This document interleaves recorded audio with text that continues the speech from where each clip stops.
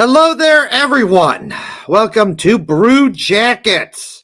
It's a fun Blue Jackets themed podcast. My name is Kevin, and joining me tonight is my co-host Hefty Duck, as well as other people we invite to come on the show. If they do come on, that's okay. If not, there's always next time.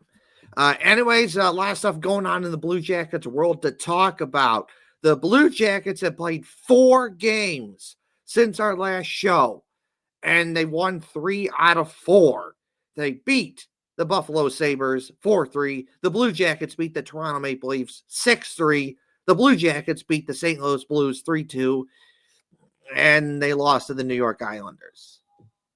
But you know what? 3 out of 4 is still good. A lot of good moments in all those games, and we're going to talk about it. I was on a Zamboni at a hockey game. We're going to talk about that. We're continuing our little give and a little take that we do with Ohio State. You know, there's a little take. We take something for you where it's constructive criticism, and then there's a little give where it's, you know, I guess you could say constructive praise. You know, a little good, a little bad. It, you know, balances out. So we'll do that. We got some Jackson Smith news. Blue Jackets prospect Jackson Smith playing for Penn State. He's been doing pretty good, and so much more. So welcome to the show, everyone. Let's get going. Welcome in, everybody. I hope everyone's had a good week here. It's been a pretty eventful October. Hope everyone had a good Halloween and whatnot. Yeah, been a crazy month for everything from Halloween stuff to the Blue Jackets. Blue Jackets been like killing it pretty good here lately. Yeah, like Kevin said, don't forget to like, subscribe, share wherever you're watching that from. Big shout out to our audio listeners, as always. If you want to listen to our audio as well, check us out on Spotify, Google, YouTube, wherever you can find podcasts. We are there, so check it out. I'm just making the final post here on a a Twitter post real quick, and I will have my full brain capacity back shortly. We are live. All right, posted. Great. So we've had the good, we've had the bad, we've had the ugly. Oops, there we go. And everything in between this last 2 weeks. Mostly good though. I mean, 6 out of the last 8 games have been what? It's been good. It's been good. Oh, yeah. 6 out of the last 8 games have been wins. They won 4 in a row. Yeah. Won 4 in a row. But before we get to, we always do, you know, you gotta. We're not gonna give the goods right away. You gotta watch the show too. Hey, you gotta watch the show a little bit if you want the real goods, which is the game recaps. So before we get there, we got a little stuff to talk about here. So, of course, the Blue Jackets players had a Halloween party recently, and I thought that was fun. So, we're going to share that and kind of take a, see if we can have an idea of who's who and what they're doing. So I can tell you it's Zach Wierenski and his wife doing the whole Ratatouille from the Ratatouille movie. Let's go from top right to left by kind of row. The other right. Yeah. There you go. So Boone Jenner and his wife is The Shining. Definitely the twin girls from The Shining. Okay, I don't know what Kent Johnson is, but he's something. I am going to infer, judging by it looks like he's wearing some sort of like jersey or top, and then his girlfriend or wife is wearing what looks like a cheerleading outfit. That's fair. And so I think that they're dressed as cheerleaders. Okay, sure. Well, I don't know what Matthew Olivier is. It looks like so. Also, too, what a lot of all the couples dressed like similar to each other. So once again, also inferring what his wife or girlfriend is wearing. It looks like she's wearing like a Hawaiian lei around her neck, and like the straw hats. So maybe they're like on vacation or that. like I chopped. don't remember. Okay, well, I know Eric. I know that's Erica Branson in like the helmet. Yeah. What do you think? I mean, what's his wife or girlfriend wearing? I don't. It's something red. I think he's I Evil don't know. Knievel. Maybe I don't know. But So, I know that's Ivan Provorov as Sully and from then Monsters Inc. his wife is the girl from Monsters Inc. Then I don't remember what her name was. Boo, Boo. Yeah. boo. Okay, Not a long time. yeah. Good movie though. That's one of my favorite movies. You know, Classic. classic movie. You got Adam Fantilli as Trump, and then put two and two together. Put two and two together. That means I would assume his significant other is Melania Trump. That's just me guessing. I'm just going to assume The that. orange face kills me. Yeah, That's yeah, hilarious. yeah, Whatever yeah. whatever you believe in, it's funny. Yeah, I think that's good. You know, I think that's But good. He's kind of got anyway, the goofy wig. You know, perfect, mimicking the Trump hair. You know, it's good. it's pretty funny. So I'm just gonna assume that his significant other is supposed to be Trump's wife, Melania Trump. That's funny. Uh, So, Jet Jet Greaves is pretty Jet obvious Three, there. yeah, astronaut. Astronaut with his wife or girlfriend being an astronaut. So the lady, so this is where it gets a little confusing for me because it's hard to see who's who. There's someone behind that lady with the blue nose. Yeah, So judging by her blue nose, it looks like it's the shape of a star. I'm guessing that she's Barnacle Boy from SpongeBob. yeah, SpongeBob. So I would imagine that Mermaid Man would be behind her, but I don't know who it is because I don't like know who any. If I saw any of their wives or girlfriends out and about, I would have no clue who they were. Yeah, Not I would know Zach Wierenski's because I seen her a couple times at our bar. Oh, right on. Well, that's Because cool too. Yeah, if you've seen them in person, actually, yeah, it would make a difference how you recognize them, I'm sure. because there multiple times, you know, like it's happened like just about like every for the last couple of years now. Every time before the Blue Jackets home opener, I'm hanging out there and getting ready for the march and everything, and like Zach Wierenski's family is always hanging out at our bar, and so like his mom and his dad and obviously his now was his girlfriend at the time, but now is his wife is always there. So like I know that that's Zach Wierenski's wife. So if I saw her, like, oh yeah, that's Zach Wierenski's wife. As for everyone else, probably not. Let's see here. We got Sean Monahan and his wife with Scooby Doo. So he's Shaggy and And Val. then the woman above them has a cowboy hat on, so I'm assuming she's over there with Christensen, who Yeah, also has a cowboy hat on. yeah. And then Okay. Christensen's Okay. So we yeah. So have Hulk. I know that's Jay Christensen's like fiance because Girlfriend, wife, last year when I was at Harbar before a Blue Jackets game, I actually met Jake Christensen. Well, it was her girlfriend at the time, but I met his girlfriend back then at our bar. And interesting enough, it's because I was talking to like Zach Wierenski's dad. He's like, "Oh, do you know Megan, who Jake Christensen's girlfriend?" Like, no. And then she pointed out to me like, "Oh, hi, this is Jake Christensen's girlfriend." And then she said hi to me, and then I started talking to her. It's like there's at least two that I could pick up on. I don't know who the Hulk is, so let's go just down a row and we'll go back the other way. This is hard because it's only half their face, and it looks like he has half a beard or really big mutton chops. And the striping on his shirt would clue me into that it might be a Boston Bruins jersey. Is Happy But Gilmore. because he's got the green pants. Yeah. So that would be so that would make Cole Sillinger his caddy. Oh, it's all making sense now, right? Yes. Denton Matejchuk and then Cole Sillinger. Okay, it took me a long time to get that one. And we So, got did we already talk about Shaggy and Velma? yeah, that's Sean Monahan and his wife. So that's cool. Scooby Doo. We got Tom Cruise in the middle from Top Gun. That's Isaac Lundestrom and his Girlfriend, wife, significant other. fiance. So Cool. there's that. I gotta say, you know what? Damon Severson and his wife, they pull this off really. The whole Scooby Doo look off very well, very well. Yeah, he makes a great Fred. He does. It's the I think it's like the chin or whatever. Yeah. That's So this is a hard one to get because you just can't see their faces. But I know. tell me, who is the Lorax? That's Dante Fabro and his significant other. That's pretty great. I love it.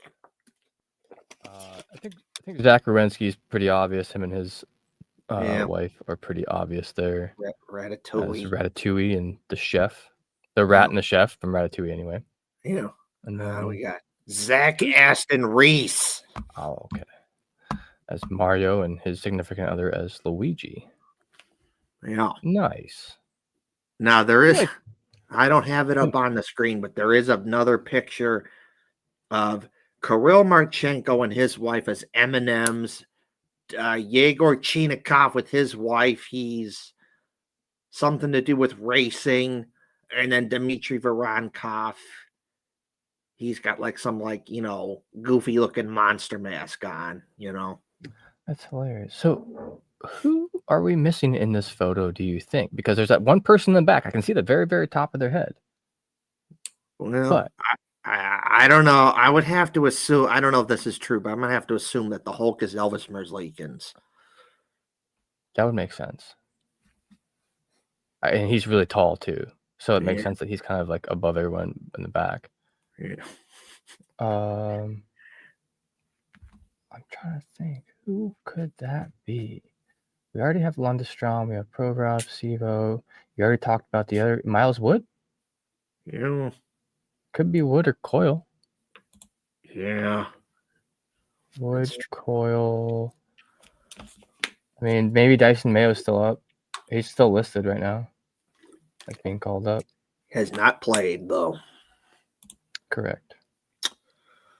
Anyway, that's pretty awesome. Mm-hmm. It was a pretty good Halloween. I had a couple of different costumes this year because we did a couple fun themed days at work. It's been a pretty fun year for me. I don't usually do too much for Halloween, but with the job, sometimes it just happens more. Yeah. But wait, there's more. Don Waddell, he really got into it, so we got a video. So we're gonna turn this up just a little bit. Pan out. Okay, I think I'm ready to roll. Look at that. That's just perfect. He's a Union soldier. I love this. This just is a perfect way to use the Blue Jackets Civil War theme. That's pretty awesome.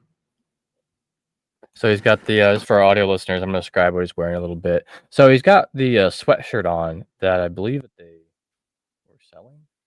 Yeah, At no. one point. And it's got the Union blue. It's a Union soldier's uniform. Yep. But just like a printed out version of it on a sweatshirt. Yeah. It's pretty dope. It's got like the black belt going across the body, the one going around the waist. Got the blue chevrons on the elbows and shoulders. Yeah. I want this. I know. He's also wearing a kepi. Yeah, it is. He's wearing a kepi. It's awesome. I do have this sweatshirt. It's a cool one. My brother got this for me for Christmas a couple years ago, and it's cool. So, yeah, it's cool. So I like this. I like that Don Waddell is dressing up like a Union soldier and using that Civil War theme for the Blue Jackets perfectly. Oh, yeah. Anyways, we'll play the video. Hey! And he's got a sword. Oh, God, I love this. That's funny. I'm a little surprised by that. What are you scared about? I'm easily scared, so you just... Is that an actual construction worker or that's a costume? Who's first? Let's back this up. I'm 9% sure it was a costume. What are you scared about? Yes, costume.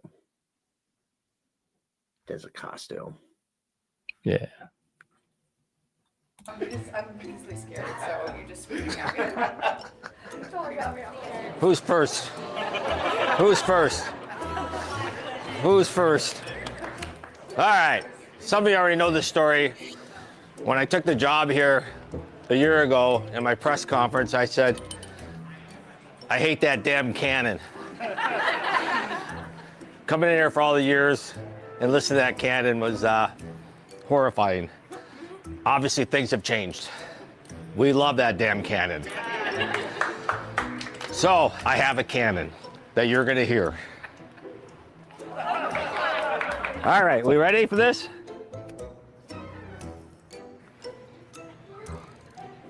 The cannon is fired. That's hilarious. I seen a comment.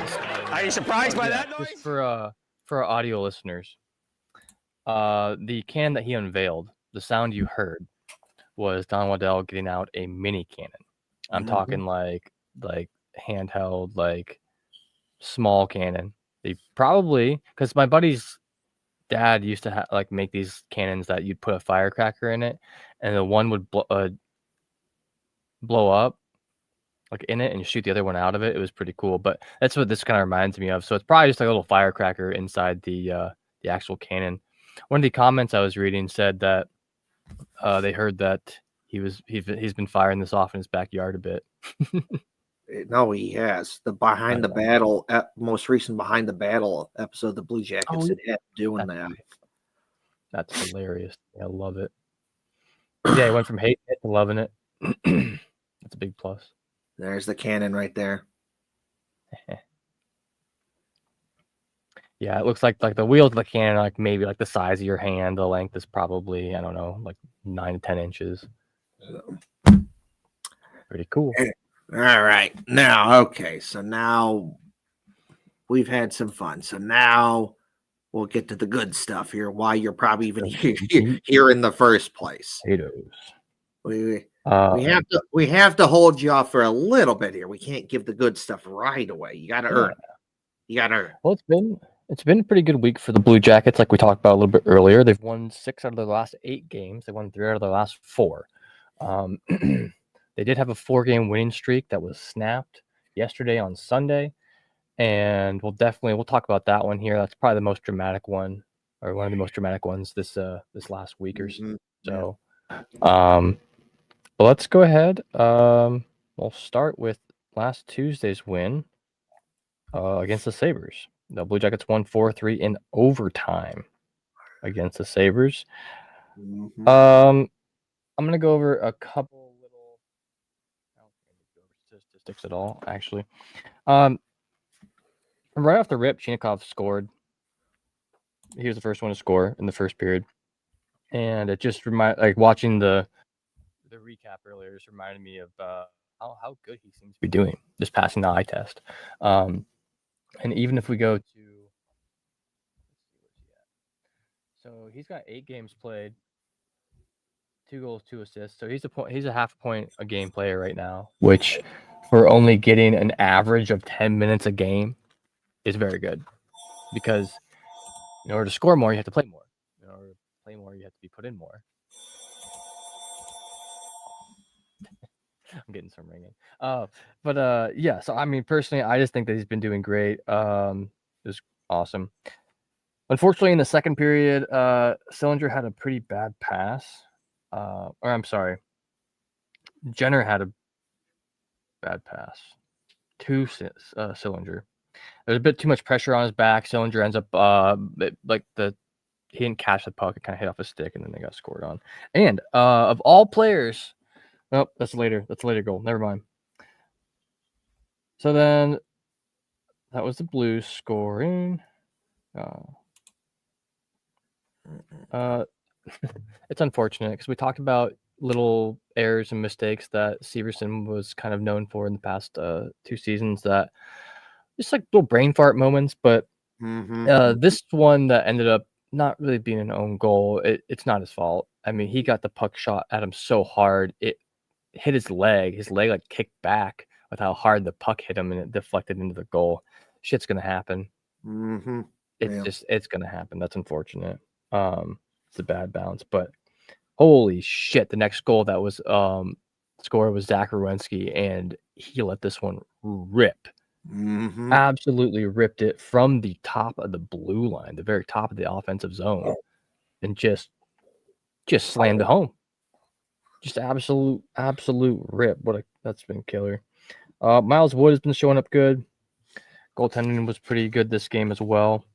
Blue Jackets, like I said, in overtime ended up winning 4-3. I'm not gonna go through all the stats because we'll conserve a little bit of time tonight with all that. But overall, it's a pretty good game, in my opinion. I don't think that they should have let it get to overtime. But it's going to happen. At least they won. Last year that was a big problem with the Blue Jackets just not being able to finish the game or getting an OT. And yeah. Anyway, what do you think of the game? You got a rating for it? Yeah. So I'm going to tell you now. 3 of the 4 games, they're all 7 out of 10 for different reasons. But there's a basic idea that I'm going to say in those 3 games, which is this. For most of that game, you look good. But then in the moments that you don't look good, it's awful and it's sloppy and you let it get away from you. And you can't do that. Because in the first period, you play a good game. Yegor Chinakhov gets the big goal. You're up 1-0. And that's a goal where everyone worked their ass off. Everyone earned that goal because they kept the puck in the offensive zone. They grinded it out. They out-hustled the Sabres. 1-2 passes, boom, boom, boom. Chinakhov gets it, and then he shoots and scores. Awesome goal. That was definitely one of the better periods that the Blue Jackets have played all season long. So, good period there. You're up 1-0. You get the goal. You're feeling good about yourself. Second period, you're playing a little good. You start off playing good, and then you just flushed it down the toilet. Just god awful. Just terrible. You let the Sabres get 2 goals. You're down 2-1, and it's just awful. Awful. And it wasn't until Zach Werenski scored the goal with less than a minute to go to get it to 2-2 that, made things better. You had some more. For the most part, that period was awful, but because of that goal, you have some positive momentum going into the third period. So there's that. Well, third period comes along, and again, it goes down the pooper because that was awful because you played awful, and the Sabres get a goal. Now it's 3-2, and they honestly could have gotten more if they put their chances away. They didn't. And then you get a good, Miles Wood gets the goal to tie it up. And it's just a goal. You just put the puck on net. Miles Wood is right there and tips it right in front. Score. And after that, once Miles Wood gets the goal, the Blue Jackets were way better in that third period. That's kind of a big reason why they're able to get to the overtime, because once they got that goal, they settled things down and they started playing better. And no more dumb mistakes. No more brain farts, which has been a thing with the Blue Jackets so far this season. It's a small sample size. But when they lose, they have these stupid-ass brain farts, where just little moments here and there where it's a lapse of judgment, where they don't play very good, and it's in the back of the net. Sometimes they have these moments and they're still able to win. But when they lose, it's because, you have a dumb brain fart moment and it's in the back of your net. And you look back at that game like, damn, we should have had that, but, dumb brain fart moment there, and that's why you lose. And once you get that third goal, that was not a thing anymore. And then you get to the overtime, and Jack Greaves keeps them in the game with a really, really, really, really big save. Wide open breakaway. Buffalo scores there. The game's over. Jack Greaves makes a big save. And then the puck goes the other way. The Blue Jackets have a couple chances. They don't get it.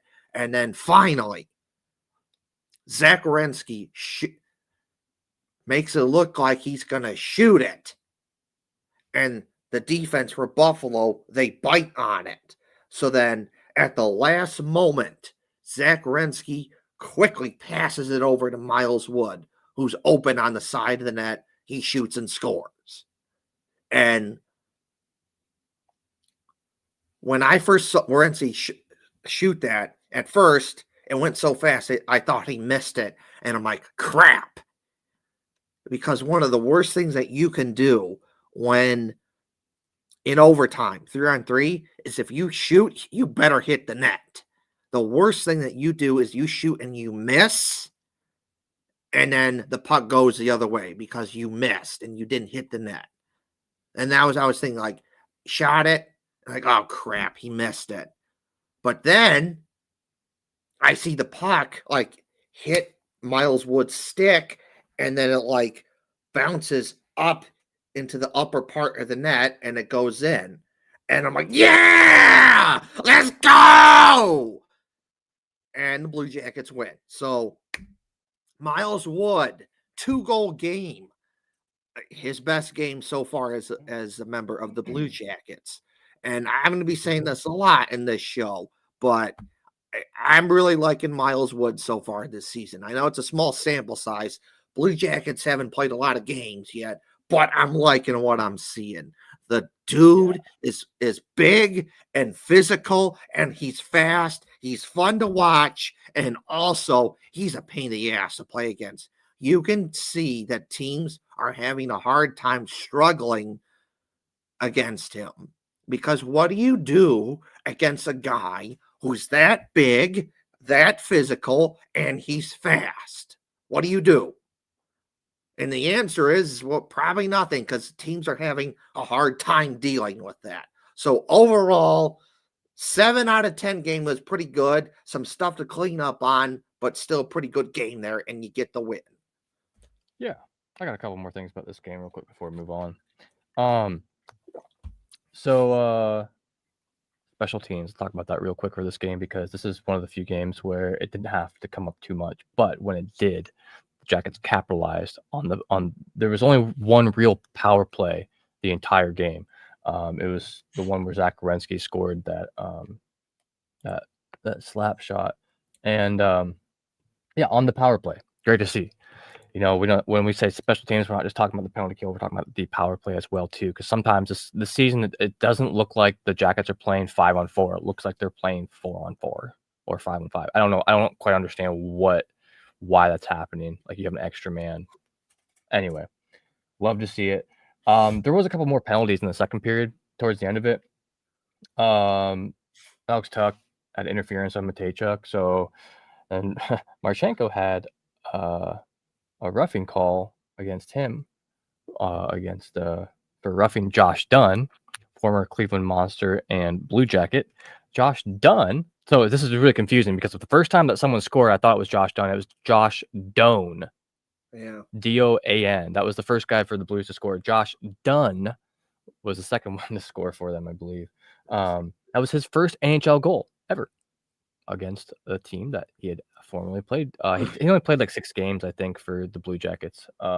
He's mostly on the Monsters, but actually, Josh Dunn got roughed by both Marchenko and Voronkov. So Bowen Byram got a roughing in against Marchenko. So I love seeing. You definitely see Voronkov and Marchenko sticking up for each other a lot out there, or especially Voronkov against Marchenko, because he knows how vital to the success of the Blue Jackets Marchenko is. Marchenko's been quietly dominating, absolutely out here killing it every day. He's in first in points right now. But that's all I really had to say about that. I just want to talk about the special teams there a bit and how they look good, even with just the one power play. That's the one you needed. You won by one goal. Right. You know, you need to capitalize on the power play. I mean, we saw it. I mean, in person when we were at the home opener. The fans started getting kind of mad and started booing during a power play at one point, because the Blue Jackets just couldn't keep it together. It's like, you have 5 guys. Anyway, Yeah, I know. We can move on. We can move on because that'll come up here in the other. Yeah. I like that you said Miles Wood has been good because that's one of my notes right here. Is Miles Yeah. Wood? Oh Wood God, has been good. we're on a heater. We're on the same wavelength here. Let's go. So, the Yeah. next game against Toronto was it's the second. So this was a back-to-back games, and if you recall last year, the Blue Jackets had an issue with this a lot, like the back-to-back, especially if they're traveling at all or whatever. Yeah. But in this one, I mean, all they had to do was go from Buffalo back to home, so it's not that big of a drive. It's like a make it there in the night. Got to sleep in your own bed, maybe. Anyway, they ended up winning this game 6-3. It should have been 6-1. Yeah. If or 6-0 even, like possibly. This game should have been like 80 to 90% of it was played very well. Yeah. But Sloppy. I mean, yeah, sloppy. Like if I did 80 or 90% of a tattoo well, it's gonna be a shit tattoo. Yeah. Because there's that 10 to 20% that's like, dude, what were you thinking? What were you doing there? Why did you do this? Anyway. Yeah. So let's talk about it real quick. Because it is what it is. It was a win. I can't bitch about that. I'm not bitching about them getting a win. I'm just kind of bitching about how they got there and that it was a little bit ridiculous. So first period, boys coming out great. Cole Sillinger got his first of the year. Zach Werenski got his third of the year. Coyle had his mitts on both of those. Actually, Coyle and Olivier both had assists on both of those goals. Looking good. Sammy Blais came out in the second period. He got a goal that was I don't fully recall. It was this is the weird one that like they were looking at it real close to see if it was a high stick, but he batted the puck in like it's like the shot is considered a bat. It says on the stats right here, but it was below the goal post, so it counted.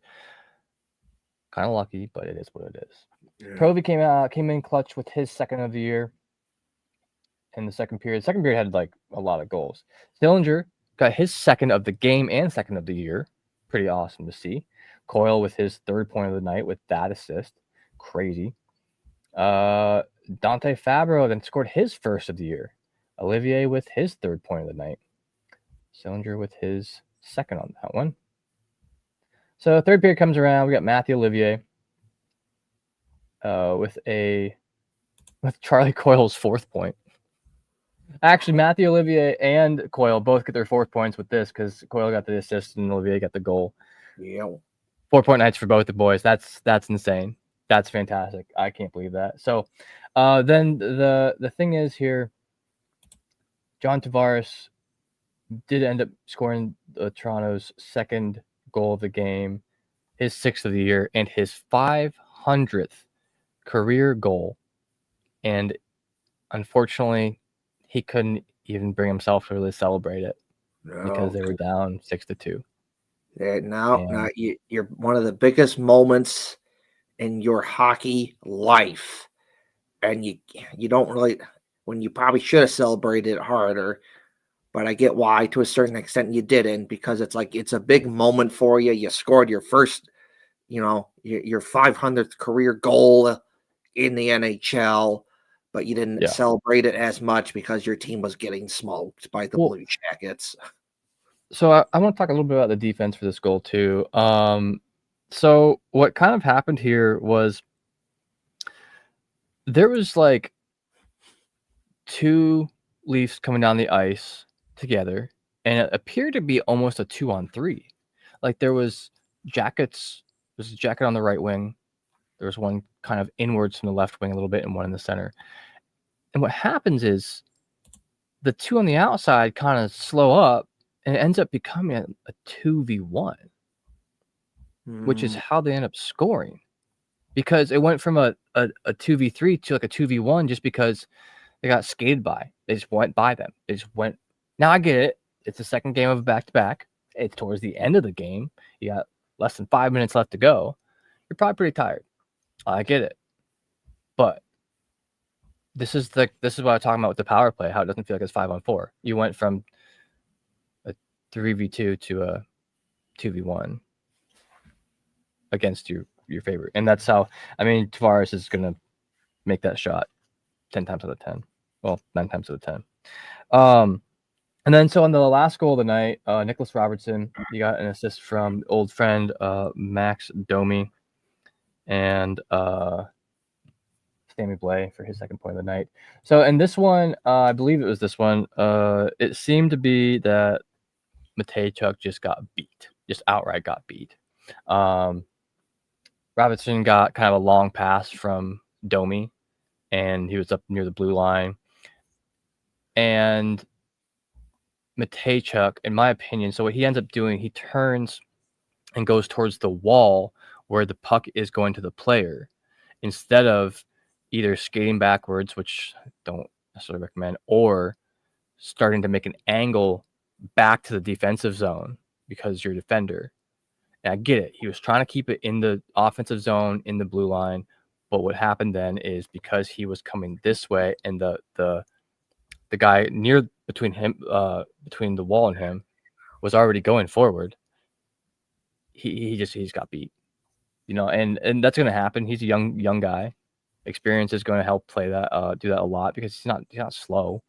He's not like he has shit reflexes or something like that. I think it was just desperation. And also too, I mean, you're up 4 goals. You're not super desperate to keep them from scoring at that time. But anyway, that's all. I think Matejchuk has done amazing so far. That was just a simple, just got beat. It's gonna happen sometimes. Overall, yeah, I'd give this one a good old. It was gonna be a 9 out of 10. Until that third goal. Yeah. Even after the second goal, like, I understand. It's John Tavares. There's a reason he has 500 goals. But yeah. No.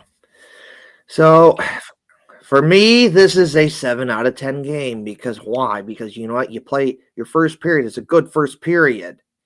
You get 2 goals there. Good, playing a good game there.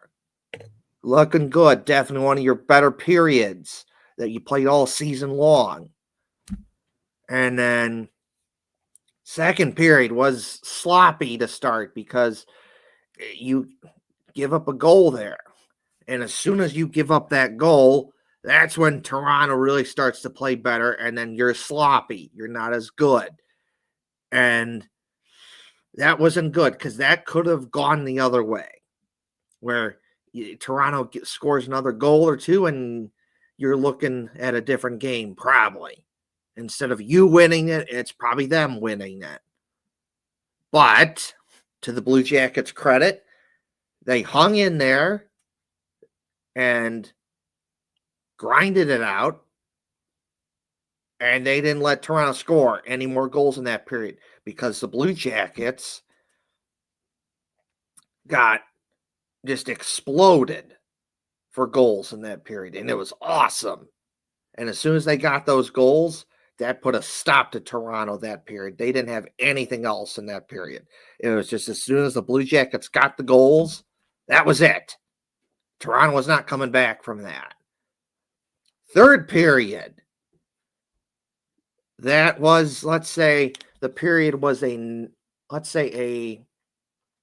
8 out of 10 third period, because you play a good game there, good period. You get another goal from Matthew Olivier.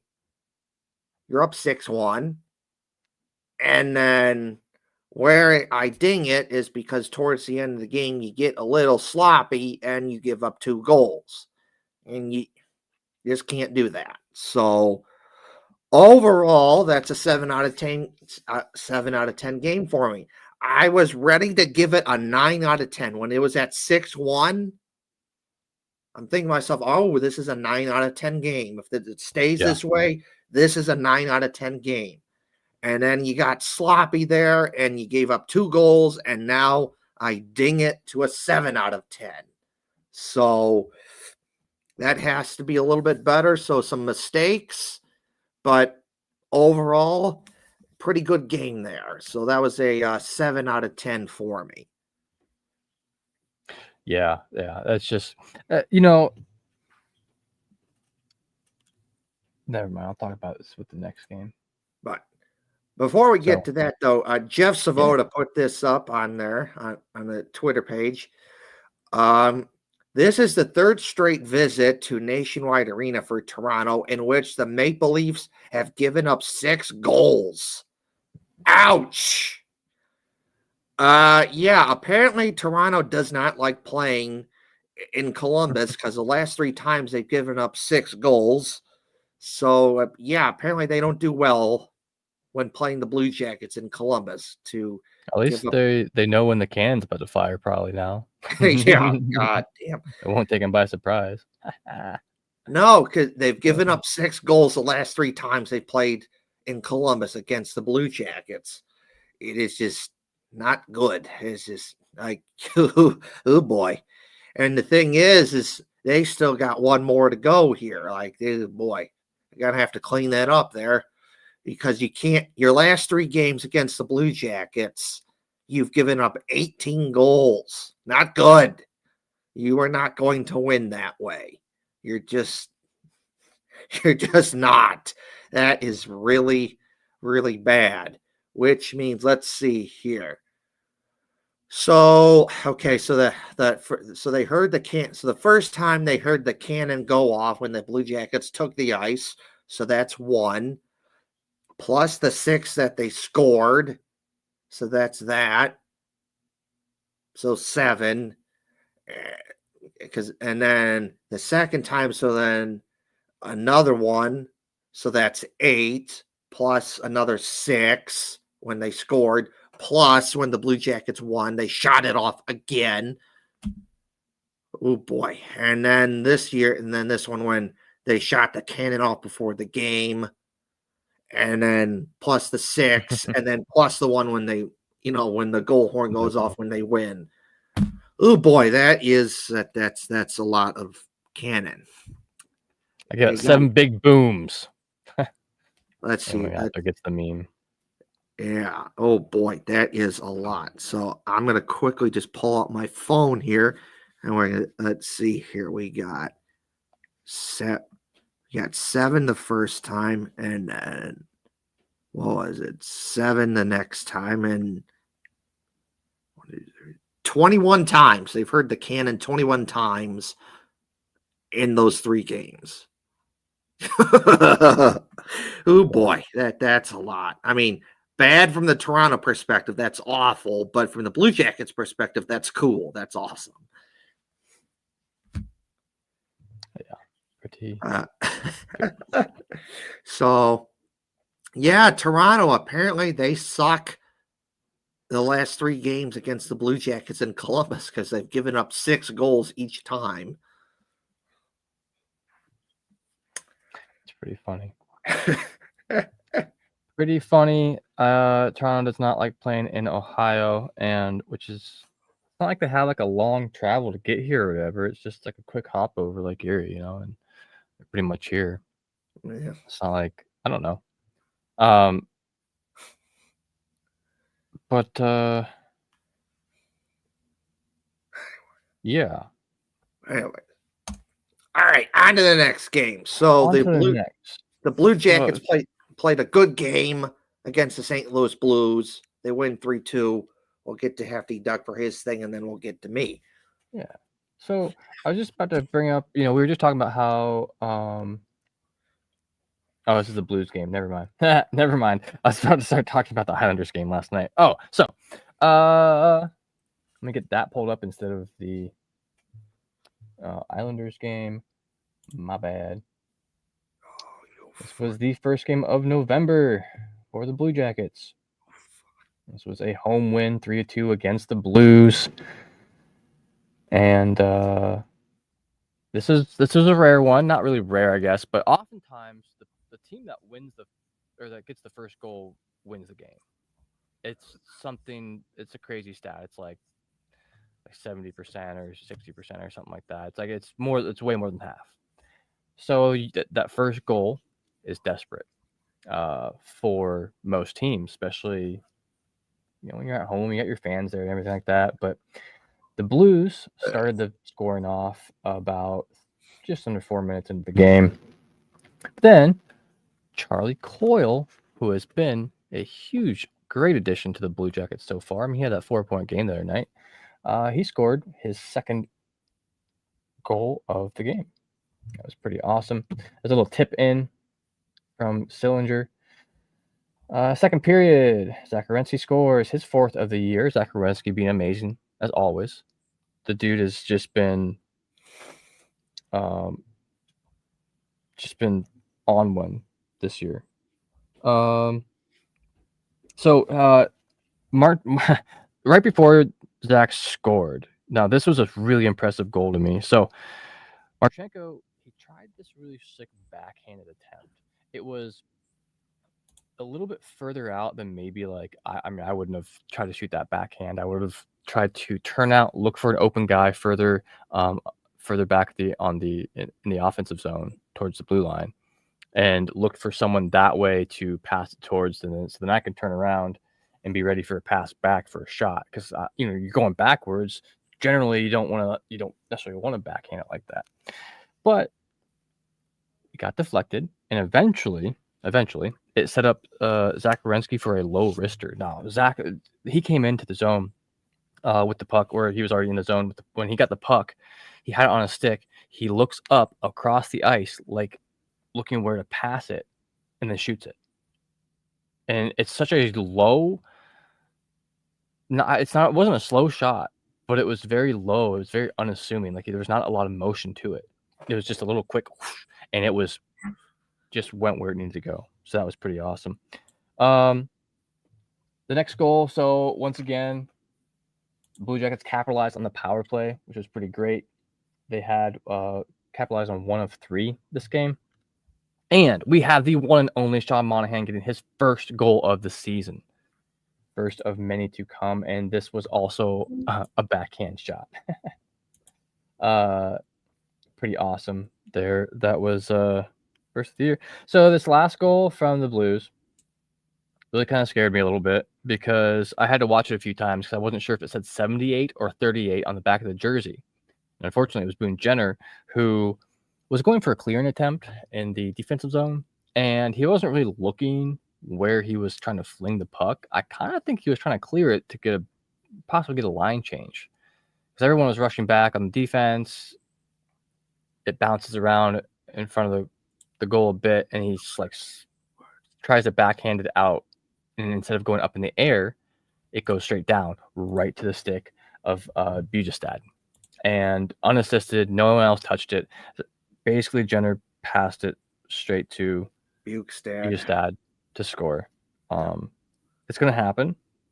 That's unfortunate. It's not something we really see from Boone Jenner very often. He's he seems like a very level-headed player on the ice. But if you're tired, shit's going to happen too. Overall, a win, 3-2. I'm going to give this one.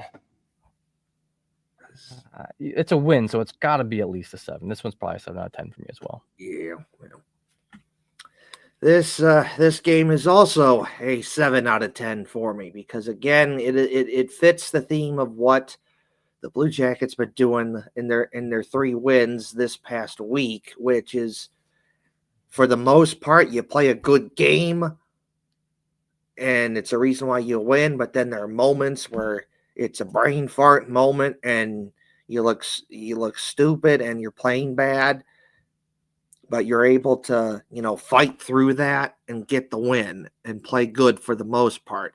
And that's exactly what happened again with the game against the Blues. It doesn't start off very good because the Blues score, and it was kind of sloppy, but then the Blue Jackets get one right back, and it's 1-1.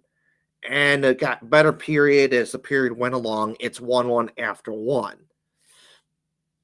Second period, much better period compared to the first.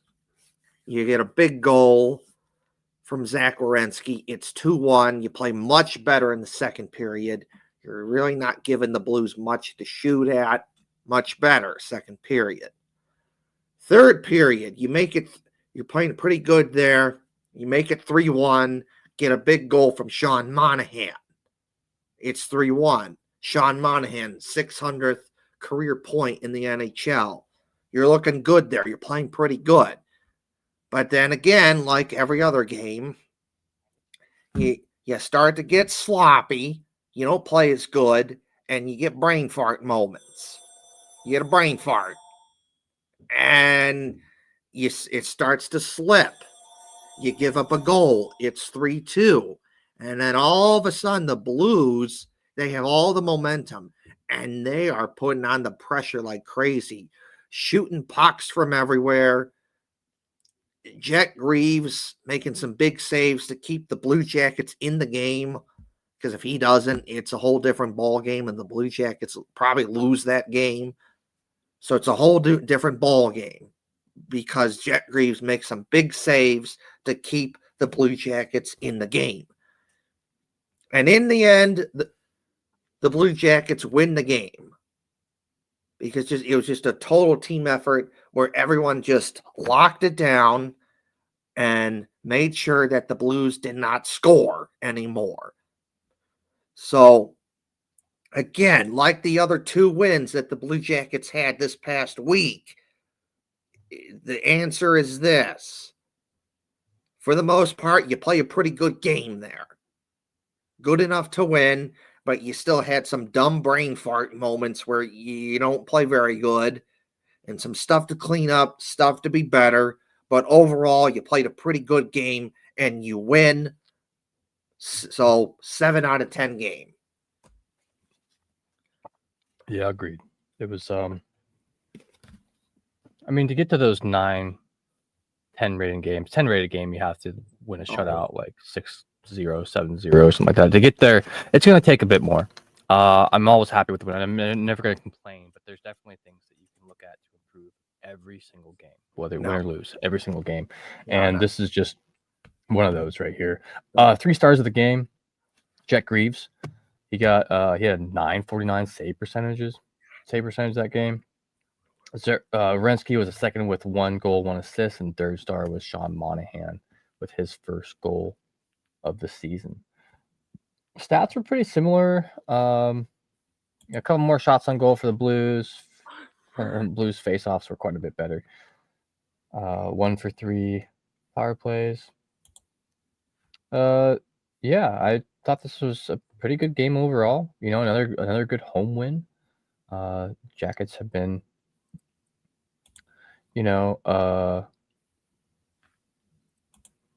sorry, let me check this real quick. Why is this not? Hold on, I'm so sorry about this real quick. I gotta sort by the date, and then I gotta sort by home and away. Okay. So, at home, the Blue Jackets are 3-3 right now. And away, they're 4-2. So, one of those being a shootout win, one of those being an overtime win. But they're doing really good on the road so far this year. Like we've mentioned, it's not very far into the season yet. We're not going to know how that goes until well into January. But it's looking pretty all right now, too. Especially just the way the goaltending has been. It's been great. We'll kind of touch on that after we're done discussing the games a bit, too. I want to talk a bit about that and some other players yet. But, yeah. On to the next. Okay, so the Blue Jackets played the New York Islanders, and they lost 3-2 in a game that they probably should have won, but they pissed it away because brain fart moments, dumb mistakes, because that is just how it goes with the Blue Jackets. If they unfortunately lose a game, it's because of dumb brain fart moments, the lapse of judgment, and then you lose. 1 or 2 mistakes, it's in your net, and that's why you lose, unfortunately. Or otherwise, you probably played a good game, but you lose because brain fart moment. And unfortunately for me, that's what it was. That first period was god awful. You only hit 4 shots on goal in the entire period. That's unacceptable, and that's not going to get it done. You're not going to win a game like that when you only have 4 shots on goal. You just can't. You can't do that. You're not going to win a game like that. Now, Second period, way better. That was the best period of the game that the Blue Jackets had. Really good period. They get the goal they get the goal to tie it up from Miles Wood. Adam Fantilli he's got the puck kind of by the boards, and he just quickly just shoots it on net, and the puck bounces off a Miles Wood stick, goes into the net. Good goal, good effort. That's one of the better second periods they've had all season so far. Small sample size, but it's one of the best second periods they played all season long so far. Now, third period. It started off good, and you get a goal from Denton Matejchuk to make it 2-1. And you're playing pretty good there. And then it probably should have been 3-1 because Charlie Coyle gets pushed into the net, and then the puck goes in the net. Should have been a goal, but it didn't. Fine, whatever. Should have counted, but it is what it is. And then shortly after that, because you can't get the puck out and you let the Islanders just shoot on you, they score. It's 2-2. And then shortly after that, Islanders are back in their offensive zone. And again, you can't get it out, and they score again. And now you're down 3-2. And effectively, looking back on it, that was it. Because, yeah, you still kind of had a chance to win there because you pull your goalie. You had some chances to score, but it didn't work. So ultimately, for me, that was a 3 out of 10 game. 3 out of 10. It would have been 7 out of 10 had you won that game because the way you were playing, that was gutsy. That was a hard-fought effort. Elvis Merzlik is making big saves to keep you in the game. And you could tell that they just weren't as good because they were on the back-to-back. And I know Dean Evison wants to poo-poo the whole back-to-back thing. Oh, he doesn't think it is as big of an issue. I get that, what he's trying to say. But at the same time, it does matter, and to a certain extent, it is an issue. If you're a team that's on the back-to-back, and you play one game in one place, and then you got to go get on a plane and fly to another place, that doesn't make a difference because then you got to get on a plane and fly to wherever that place, and then you don't get to your hotel until like 2 or 3 in the morning, and then you got to get up the next day and play a game. And you could tell they're tired. You could feel it from the back-to-back. So had you won that game, it would have been gutsy, grinded out, hard-fought effort. But unfortunately, you didn't win the game. Just dumb brain fart moments. And you unfortunately lost and pissed that game away. And the Blue Jackets are probably looking at that game like, damn, we should have had that game right there. So unfortunately, that was the one game I'm not very happy with. And we had 7 out of 10s, and this one is a 3 out of 10. Yeah, this was this was going to be like a 7 or 8 out of 10 until those last 3 minutes. This was rough.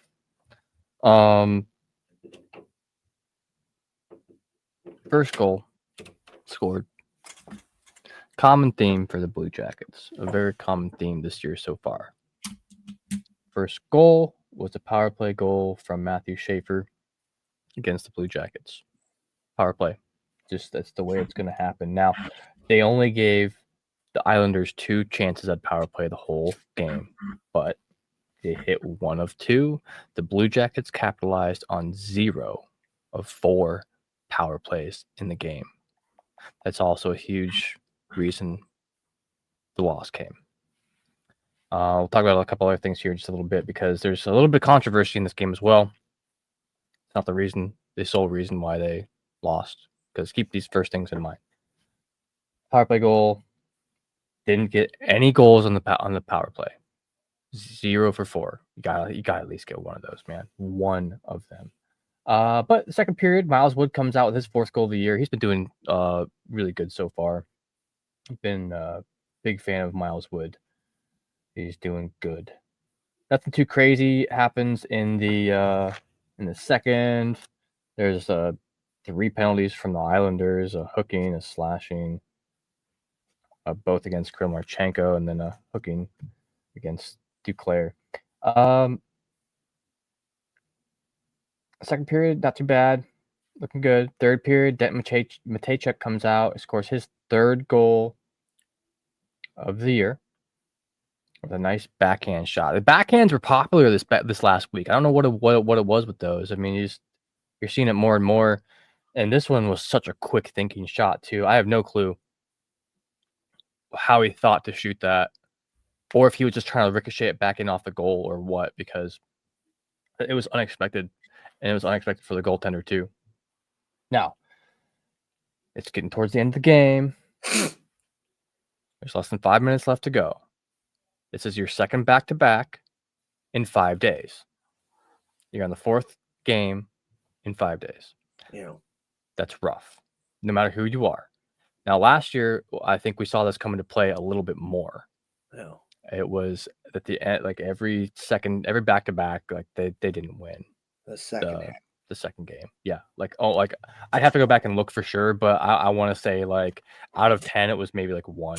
No, 2. They went the last season. The Blue Jackets went 2 out of 10 on the second half of back-to-backs, and the first win didn't happen until like January. I want to say in Utah, and then they didn't get one until like April when they had a back-to-back with the Capitals when they won both of them in April.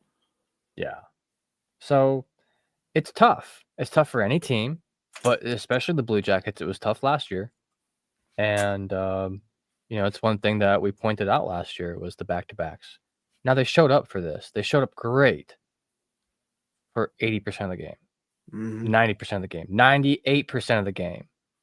And they the 2% they let slip away.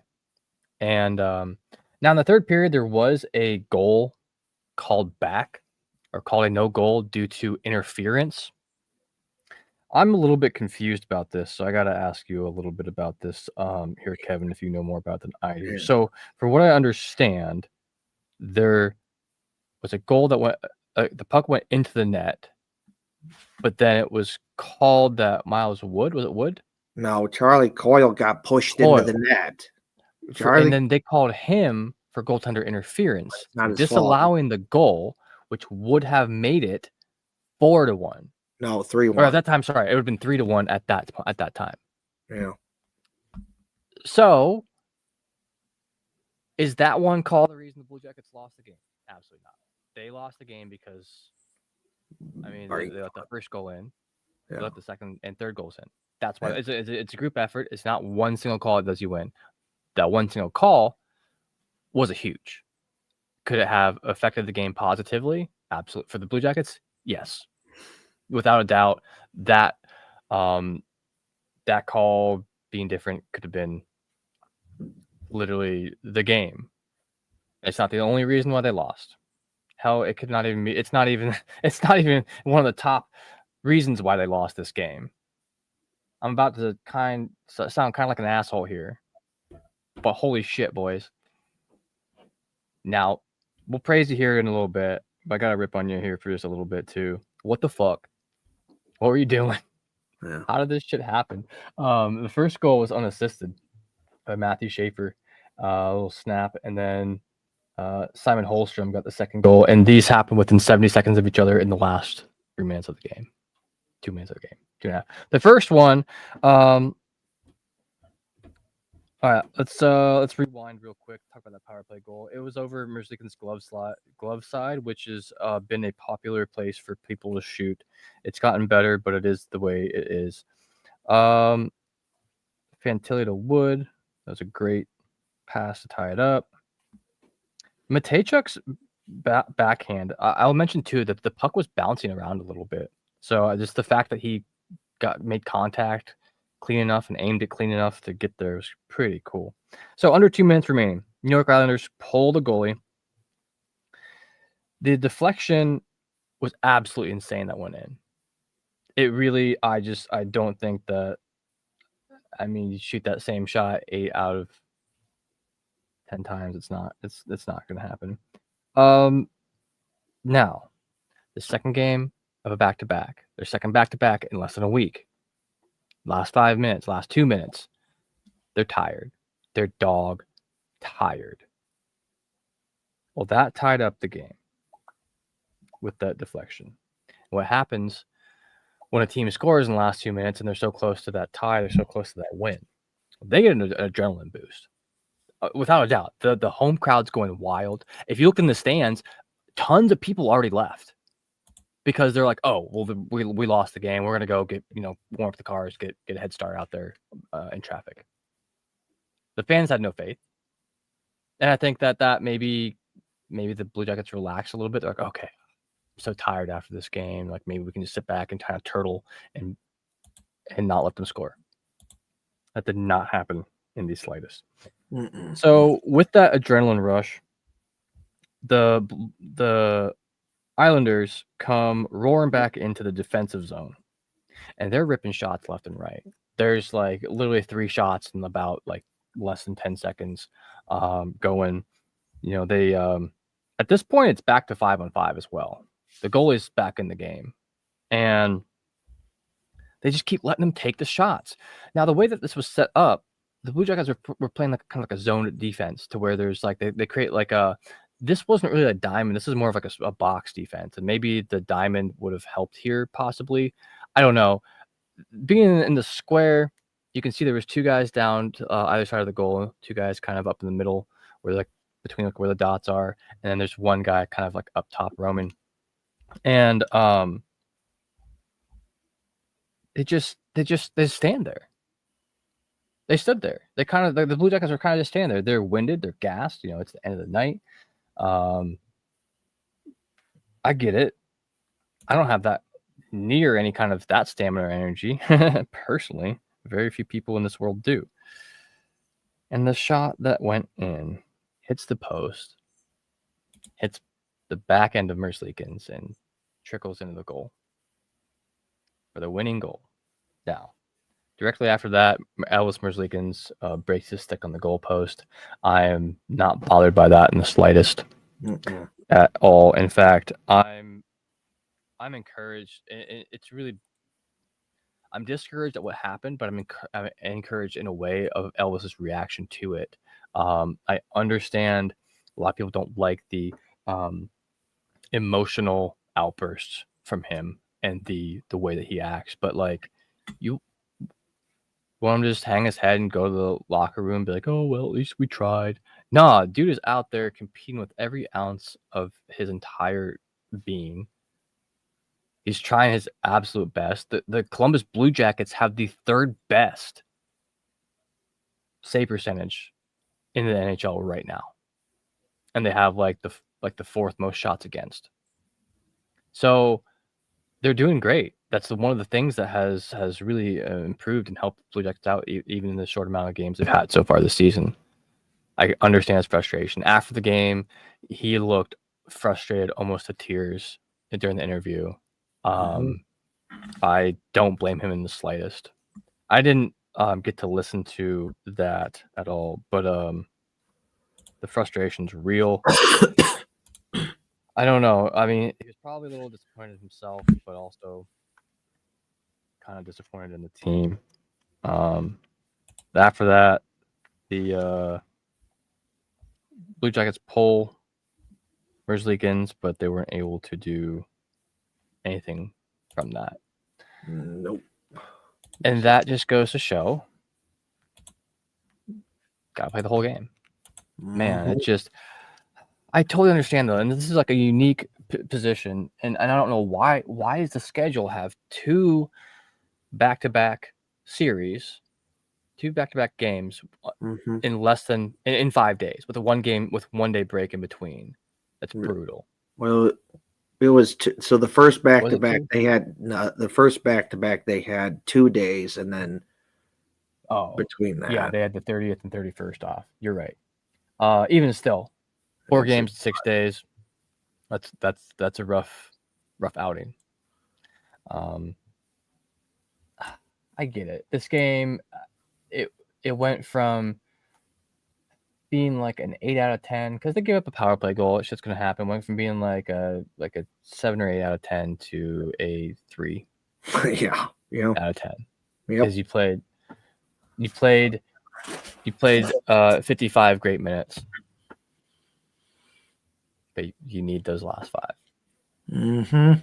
I don't know what else to say, and that's not just more redundant because it's so frustrating to me to watch. But still, we gotta look at the bright side. We gotta look at some of the positives this year. Like I just mentioned, That's what the Blue Jackets save percentage. It's a 912. The Winnipeg Jets are first with a 918. Penguins have a 915. After the Blue Jackets, it drops to a 908. So great work by the boys, keeping it up. Now, if we go by the points right now, the Columbus Blue Jackets, doesn't matter, point percentage. Okay. So they have the same points percentage and same amount of points as the Kings do. I don't know if that... Okay, so according to hockeyreference.com, the Columbus Blue Jackets currently sit at number 12. They are tied at 14 points with the Kings and the Hurricanes, but overall number 12 out of the entire NHL. That puts them on the second row of the Hockey Guys power rankings. That's a really, really huge jump for them. And they did win 4 games in a row. That's a great streak. Yep. Last season, the Blue Jackets did not win 4 games in a row until January, until the last game they won in January. Mm-hmm. And, seeing that happening, really positive sign. Seeing the goaltending, positive sign. Seeing the additions in Coyle and Wood from this year, Lundestrom doing too. well. And Lundestrom has been doing really well as well. Mm-hmm. Like those 3 additions, they've been great. I've been hearing their names over the air so much.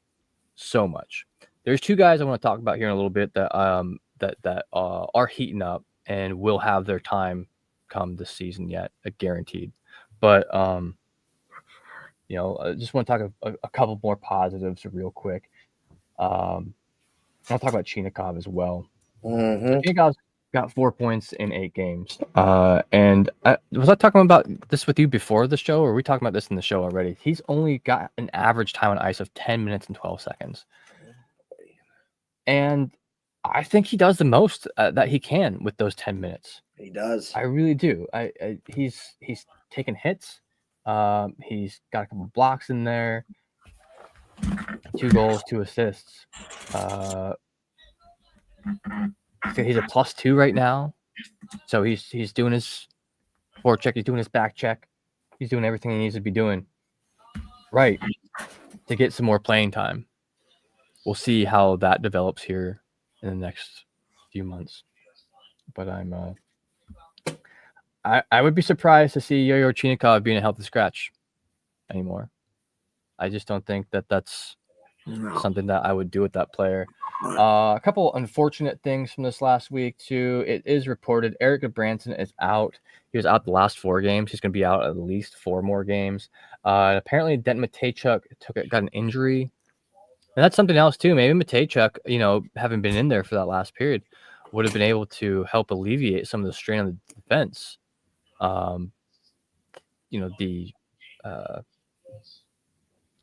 Get some subs in there, get a new shift in there or whatever. But it's hockey. Injuries are going to happen.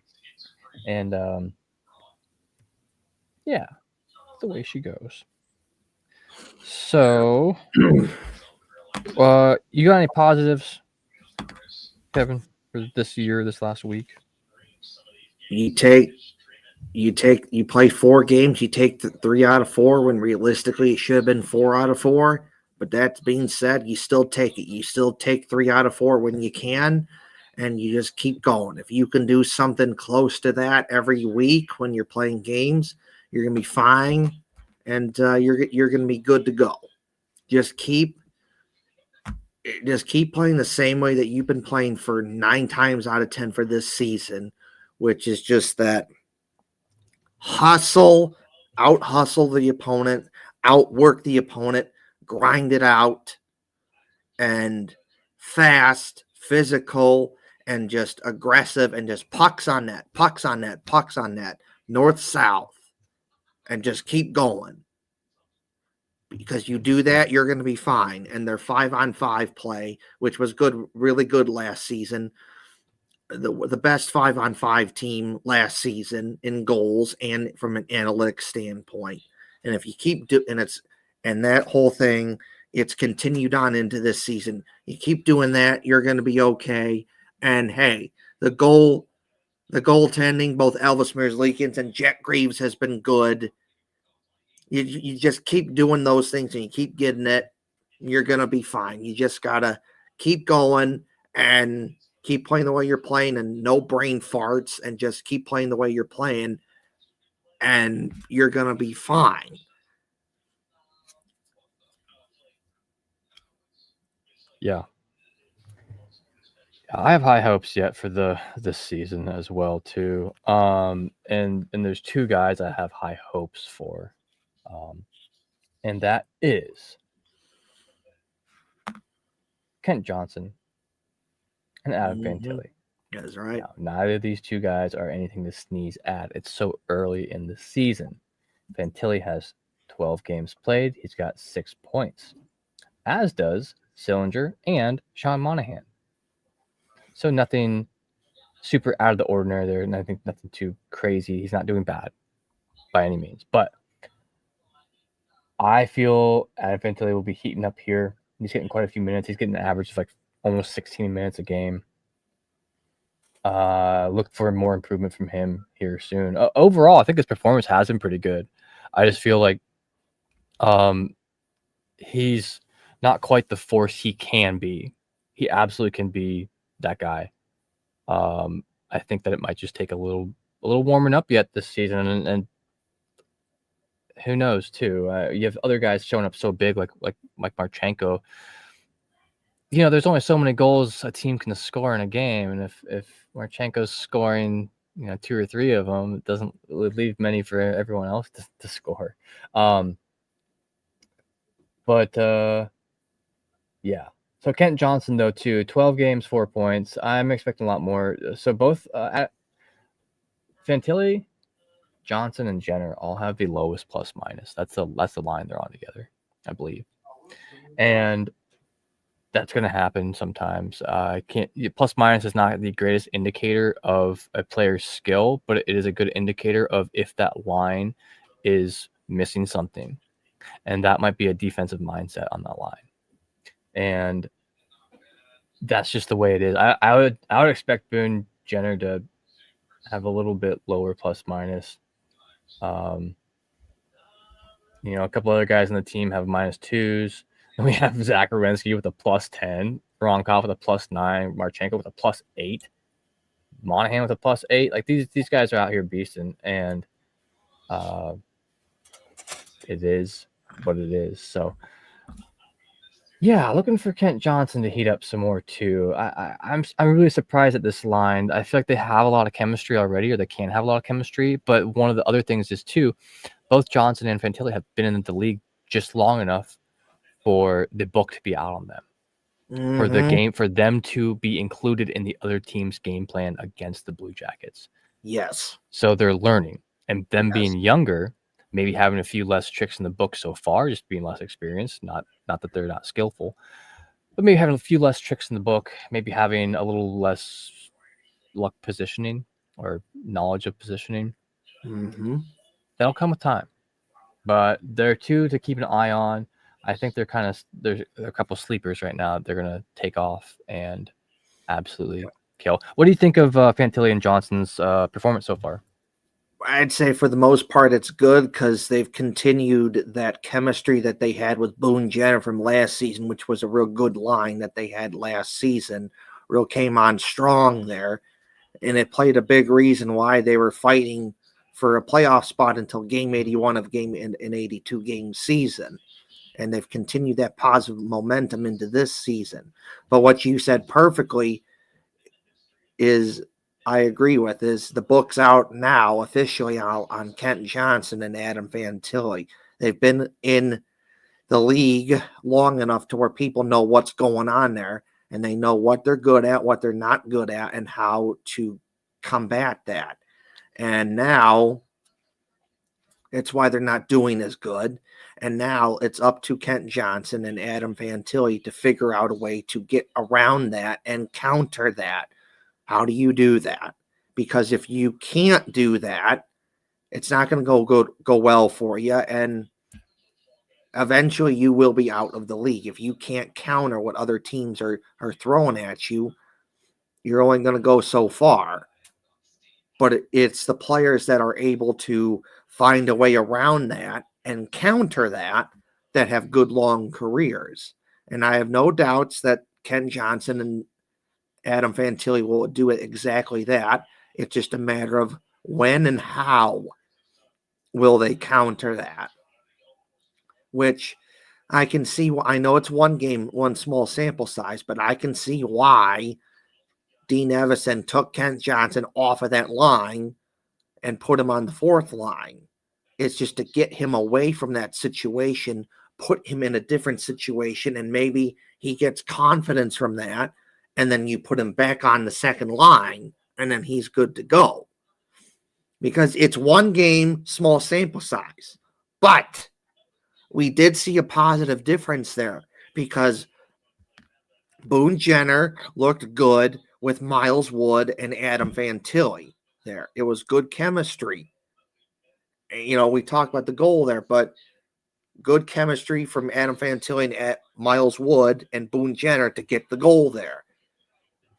And one of the reasons why I like that line is that you look at it, everyone is big. Boone Jenner, big. Miles Wood, big. Adam Fantilli, big. And they all got some grit and some toughness and just ability to just grind it out. Kent Johnson can do this, but that's not really what his game is. He's more of this very, very good, skilled, finesse kind of a guy. He can score goals, but then, you know, like Johnny Gaudreau did, where he can make those plays that no one else can make. You know, a goal here, an awesome pass play here, stuff like that, where he can just slow down the play and he sees stuff that other people on the Blue Jackets are not seeing. But sometimes people catch on to that and say, oh, if you take him away, then he's really going to have nothing to do. And that's what's kind of happening there. So if you pull him away and put him in a different situation, he can do better. And then when he's ready, put him back on the second line. So that's what is. I know some people didn't like Ken Johnson being put on the fourth line, but it is what it is, because where else are you going to put him? You're not putting him on the first line because that's good. Marchenko, Monahan, Voronkov, that's your top line. Awesome. You're not changing that. And then your third line has been awesome. Charlie Coyle, Matthew Olivier, Cole Silner, that's awesome. They had an 11-point night against Toronto. I'll say it again, an 11-point night against Toronto. So you're not putting him there. And so you know, maybe less than an ideal situation, but you put him on the fourth line. And maybe you have him do good against lesser competition, get the confidence back, and you stick him back on the second line, and then everything's good to go. Yeah, well said. I think that it's just like almost going down to the AHL for a conditioning assignment, you know. It's like, hey, we're gonna give you a few less minutes, see if you can do more with those less, and we'll give you more. Because that's what's happening with Chinakhov. And slowly but surely, if the trends continue the way they are right now, not saying that they will, but if they continue the same way that they are now, I think we're going to see Chinakhov and Johnson swap. Now, for how long? Who knows? If that happens, who knows? Because, I mean, next game, Johnson could get a hat trick. He's extremely good. Now, he's been in the NHL like a little bit longer than Fantilli too. People are used to the way he plays. People are picking up the way he handles the puck, the way that he's skillful in that way. He's improved a lot though. Ken Johnson Oh, has just no. physically. Yeah. So that's great to watch. Yeah. Points leaders. Update on that right now. Kirill Marchenko. Now this is team wise, by the way. Kirill Marchenko is in the lead. 12 games played, 12 points. That is 5 goals with 7 assists. He's currently tied with most goals with Dmitry Voronkov for 5, and he's tied with most assists with Charlie Coyle with 7. So Marchenko has been quietly but surely been giving it his all this year again. Him and Werenski are in competition. Werenski's been heating up. He's been doing so good. He's back on fire. The fire never went out. He's just burning right up again. Zach Werenski coming in second place. Now he's tied for second, technically, but he's got 4 goals and 6 assists. And then right behind him, not that big of a surprise since he is on the top line. But once again, too, I really think Marchenko and Voronkov just kind of fly under the radar for me sometimes, too. I think maybe it's a bit because, like, they're Russian. Maybe they don't quite get interviewed as much as they had been in previous years. They will. Everyone gets their chance. I think a lot of the interviews lately have been some of the newer guys, introducing them to people, getting to hear their voices a little bit. But yeah, both Werenski and Voronkov have 10 points each. Voronkov has 5 goals, 5 assists. Followed up by Charlie Coyle, one of the new ads. 12 games, 9 points, 2 goals, 7 assists. Boone Jenner right behind him with 7 points, 2 games, 5 assists. Sillinger with 6 points. Fantilli. Okay, so Sillinger, Fantilli, and Monahan all tied with 6 points. Looking for those, those 3 to move up a little bit. 2 of those 3 to move up a little bit this year in that. And then finishing out the top 10, we have Ivan Provorov, Olivier, and Denton Mateychuk all tied at 5 points apiece as well. Olivier just scored his first goal of the season the other day. Mateychuk has 3 goals to his name so far this season. That's huge for a defenseman like him. And looks like Voronkov and Olivier are going at it to see who can get the most penalty minutes racked up for this year so far. Other than that, there's not any major huge jumps in stats between players. Just like that one line I talked about that they're all -4, -5. A little bit rough. Yeah, otherwise, so just going by the eye test as well, because there's a lot more than just points that makes a player valuable in a game. Right. Oftentimes, it's defensive moves that you might not get noticed. So with the eye test, how do you think this points thing lines up to who's doing the best? I mean, obviously, more points, the better you play. But just for instance, like Miles Wood has 4 points, and he's only been in 7 games. I think Miles Wood is not playing like the number 12 player on a team would be playing. I think he's playing better than that. I think he's doing really good. So what do you think, Kevin? Well, it's not just an eye test thing, but you can objectively say that the first line that's been so good last season has continued on to this season and being that good. Kirill Marchenko, Sean Monahan, Dmitry Voronkov, all good. Zach Werenski, maybe not having the offensive production that he had to start out compared to last season, but, that's okay. You know why? Because he's a defenseman. Like, I expect my defenseman to play defense first, help keep the puck out of the net, and any other scoring goals, assists, points, whatever, that's their extra added bonus. That's where I'm at. Defensemen play defense first, help keep puck out of the net, and Zach Werenski's been doing that. Miles Wood, awesome. That was an awesome move. Getting Charlie Coyle, wow, that was an awesome move. He's been so good. Miles Wood, and Isaac Lundestrom, that looks good. They've helped make the Blue Jackets' third and fourth line so much better because that was a weakness for the Blue Jackets this past season. You give credit to them. It was a mishmash of different guys throughout the season. They did the best they can.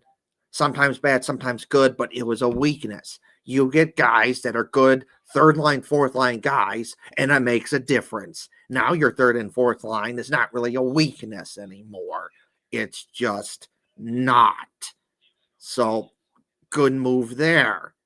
It just, every little move that has been made in the offseason, it's looked good right now. And that's just great to see. If you can just get a more consistent second line, you're going to be okay. So that's all I got to say for that. And then I'll be here. We'll get on to the next thing that I, would like to talk about here. What you got? Okay, so this is continuing with what we do, which is we always do a little give and a little take with Ohio State. We always do it. So it'll be a give where we give something to Ohio State. We show praise, something we like, and we do a little take, which is we're constructive criticism and taking something away that I think it needs to be better. First, we're doing the take because we've talked about this before, but it's worth mentioning that even the outside world is saying what we've been saying. The outside world has been saying what Blue Jackets fans, even some Ohio State fans, have been saying, which is the hockey facilities at Ohio State are awful and need to be better. But everything else about Ohio State's like cool. That's just like the one negative that just like, come on, guys, we need to be better here. So I'm going to put this up on the screen here. So, from Owen Gelber, he is a Penn State hockey reporter in the Penn State media.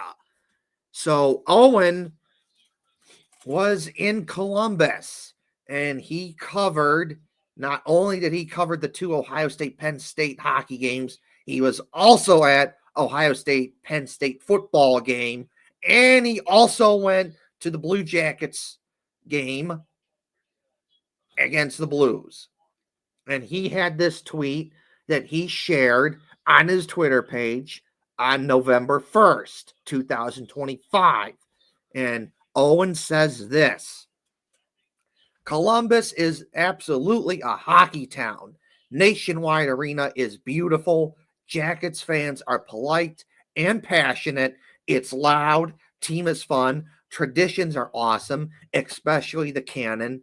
If Ohio State got a proper hockey barn, this would be a must visit. Now, slight disagreement. I think Columbus is already a must visit with the Blue Jackets and the Crew and the Clippers and Ohio State and Downtown Arena District and German Village, Short North, North Market, the Columbus Zoo, and so much more. But we'll put that off to the side. But the one part that I'm going to focus on, this right here, which is what Hefty Duck and I and many other people have been saying, if Ohio State got a proper hockey barn. So if you pay attention, if you are a hockey fan in Ohio, you probably like the Blue Jackets and you like Ohio State, so that you know that historically Ohio State is not the greatest at hockey. They don't put effort into it because football school with the football mindset. That's cool because on one way, you're really good at football, and that's fun. That's bad because your teams that are not football are going to suffer. They're not going to do as well. They're probably going to suck. And that's been the story for sports not named football at Ohio State historically. You're probably going to suck. You're probably not going to do very good. And maybe if you're lucky, you get a season once in a while where you're good. And you make the NCAA tournament. Maybe you make a run to the Frozen Four for hockey or the Final Four for basketball or something like that. And then you really don't hear much from them. So that right there, if Ohio State had a proper hockey barn, yeah, because Ohio State, the shot, awful. It's terrible. The women play at a peewee rink, awful, when they played in 4 national championship games and they won 2 of them.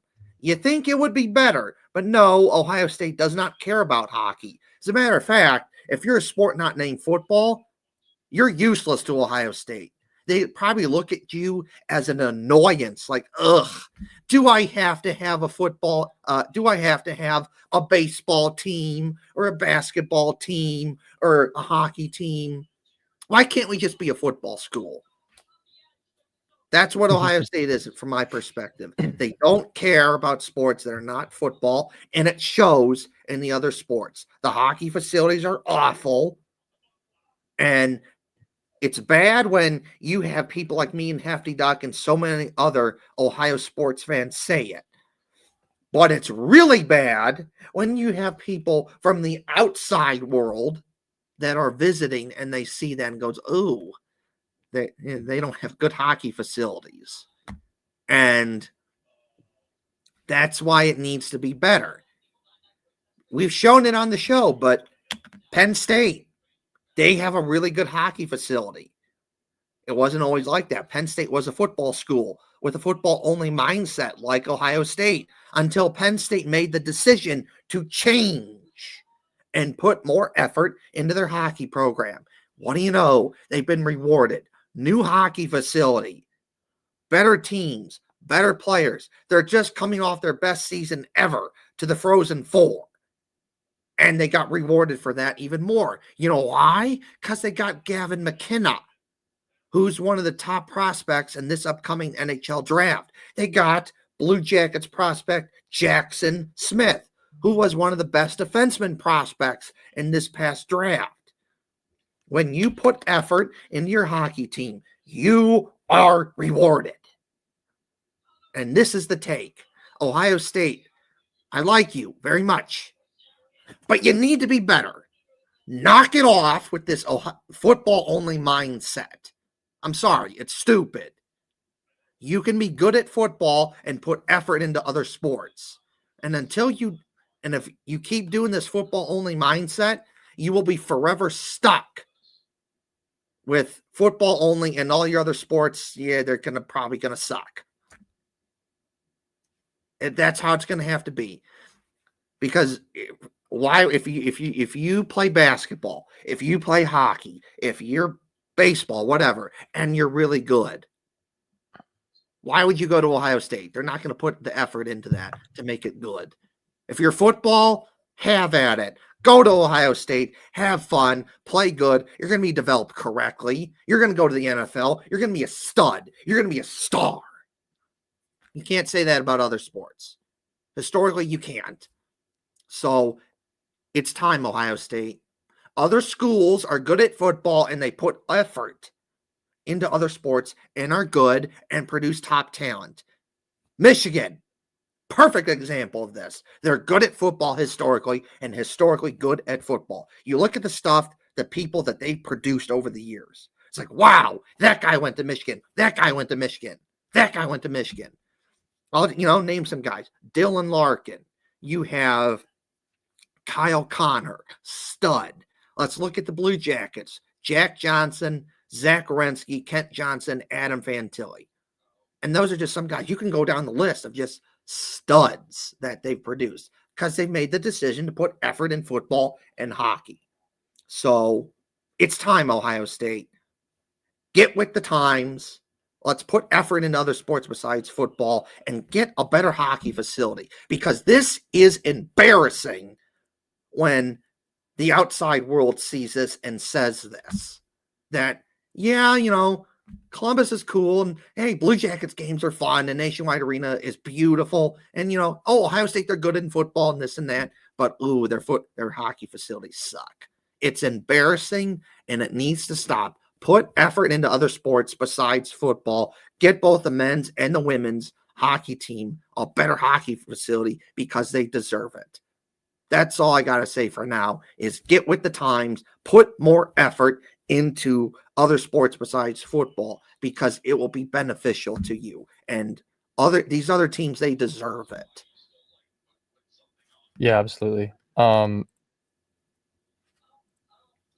would love to see the program continue to thrive for Ohio State, women's at least. So Owen here is talking specifically about coming to Ohio, coming to Columbus for hockey, I believe. Yep.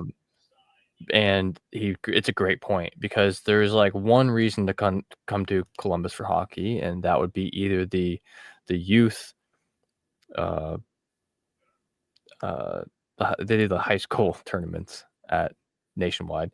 Yep. Surprising they don't do it at the Shot. I wonder why. They do the OHSAA tournaments at Nationwide, Ohio State women's hockey, and the Columbus Blue Jackets. Here's a weird roundabout circle thing. This is a random fact that is entirely useless and pointless. But remember we talked about Josh Dunn earlier, right? Josh Dunn, he played 6 games for the Blue Jackets. He was very popular up in Cleveland for the Monsters. He scored his first NHL goal against the Blue Jackets the other night. Did you know his little sister, Joy Dunn, is an alternate captain for the Ohio State women's hockey team? Mm-hmm. She's in her junior year right now, I believe, at Ohio State. So, useless random fact. Just wanted to make that whole full circle thing with Josh Dunn from earlier. But yeah, overall, I really think they could use some improvement here. Obviously, with a lot of stuff like this, it's probably going to come down to funding as well, and kind of what sort of revenue is something bringing in to compared to what can they do for it. And I don't know, man. I agree with that, but whose fault is that? Ohio State, because you couldn't put the time and the effort into other sports so that your other sports are struggling. They're not doing as good, and we don't have the money for it. Well, okay, I wonder why, because you didn't put the time and effort into it. Like, for most people, Ohio State equals football. That's it. That's the reason people give money to Ohio State. I'm sorry. I do not mean this in a disrespectful way to any other sports team at Ohio State. But the truth is, for the most part, people don't care about you.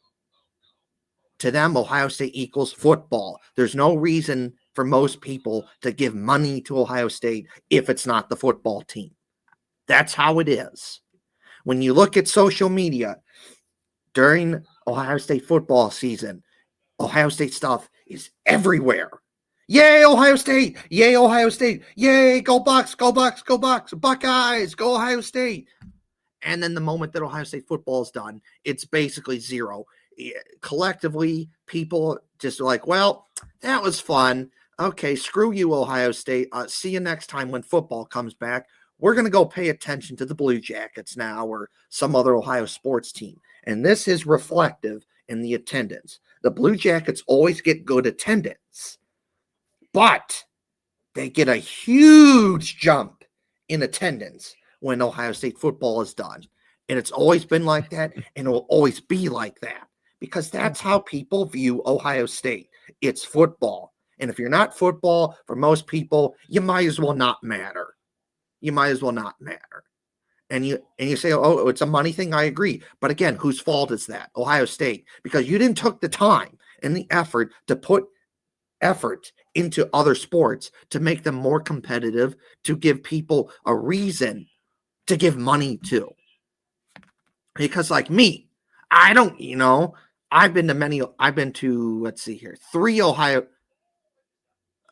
4 Ohio State games off the top of my head. And I went because it's fun, because I like hockey. But most people are not me. Most people, if it's not like Ohio State football, they're going to want a reason to go. They want you to be consistently good.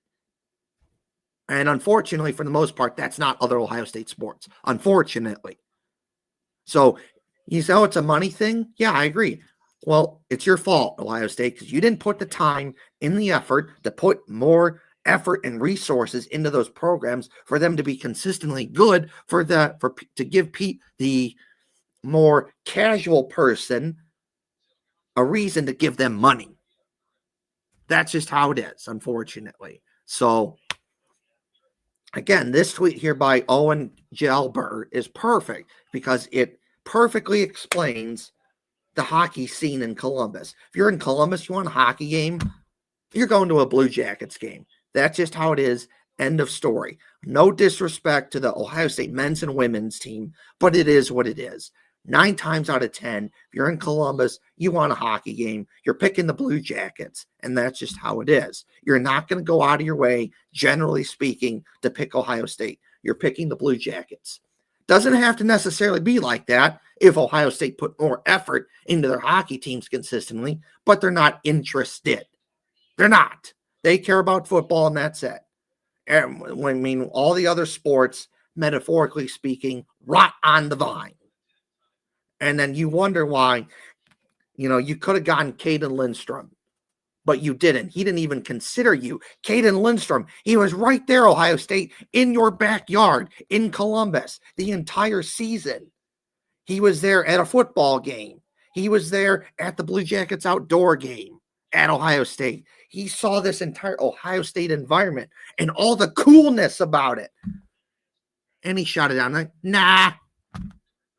I'm going to go to you pick Michigan and Michigan State were the 2 final schools. Why? Because those 2 schools are historically good at hockey. They put more effort into it. They have good facilities, historically better teams, good players, good coaches. They treat their teams like NHL teams. And ultimately, Caden Lindstrom picks Michigan State. You could have had him, but you don't put effort into your hockey team. Or I know, long rant here, but it's like, come on, guys. You can be good at football, but let's put effort into other sports. Come on. So, good tweet here by Owen Gelber. Columbus absolutely is a hockey town. Nationwide Arena is beautiful. Great place to see a game. And if you're in Columbus, you're picking a Blue Jackets game because you're not going to Ohio State because the shot is awful. It doesn't have to be like that, but that's just how it is. If you're in Columbus, you want a hockey game, you're picking the Blue Jackets, not Ohio State. Yeah, for sure. Now, And there's a couple other cool things, but that's right. about it. Now, and one last thing here. So to continue on it's bad. So again, the Penn State troll on Twitter, a Penn State fan account. So his original tweet is basically pointing out that Penn State has only existed for 12 years, and yet they've accomplished more than Ohio State has in their 49 years of hockey, which again is embarrassing, but it is what it is. And then a lot of the comments are people, no one cares about hockey. Okay. Well, Ohio State hockey, yeah, people care about the Blue Jackets, but even if you put that off to the side, he calls it out and with this picture and says, guess I shouldn't be shocked at the, quote, nobody cares about hockey comments from a program whose barn regularly looks like this, and it is a picture of the shot. And if you look at it, yeah, it's embarrassing because no one's really there. It's a small crowd, and then they're blocking off seats with the tarp because that's embarrassing. And then the upper deck here, it's closed off. You can't sit there. Embarrassing. And the only time they've opened this up is when Michigan was in town, because I remember that. It was a day before the Blue Jackets outdoor game, and I went to Ohio State, Michigan. William Whitelaw Blue Jackets prospect, played for Michigan at the time, and they opened up the upper deck because Michigan was in town. And a good chunk of this crowd that day was all Michigan fans. So, yeah. Penn State troll, you're right to call this out. This is disgustingly awful. No, barely anyone's there. Blocked off seats with the tarp. The upper deck is closed off. This is what you get when you have a football-only mindset. You don't care about other sports. Your other sports teams suffer, and then you get crap. You get poop. You get awful. This is what it is, and it's no wonder why that Ohio State is, if we're being nice, average at best at hockey. Why would you come here? Why? This is awful. You could play here, or you could go to every other Big Ten school who has a way better hockey facility than you, and you're going to be to a school that's way better at hockey and develop you more correctly, get you ready for the NHL more, and you're going to be a stud. You're going to be a star. So, yeah, this is embarrassing. You shouldn't have – it's bad when we call it out, like Ohio State fans, Blue Jackets fans, but it's really bad when you have the outside world calling it out for how bad it is. So that's all I have to say in regards to that.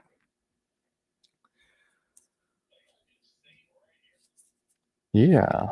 So, I don't have too much to expand on that. We're kind of here towards the end. But I said to give, I said to take. This is the give for Ohio State. They were giving away these awesome shirts at the Ohio State game with Brutus, and he's holding a hockey stick, and he's got skates on. He's playing hockey. This is cool. Make this available to the public. I would buy this. Go make this available to the public, Ohio State. Do this. Make this shirt with Brutus playing hockey, holding the hockey stick and skates available to the public. I'd buy this. This is your give, Ohio State. I'm giving you this.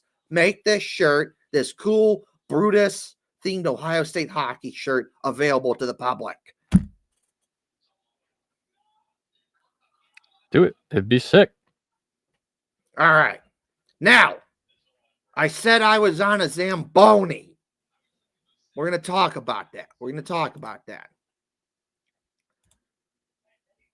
So, this past Friday,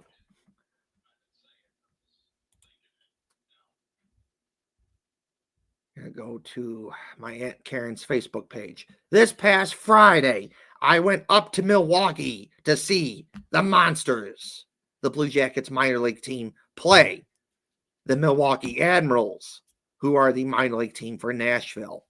And I was on a Zamboni. So,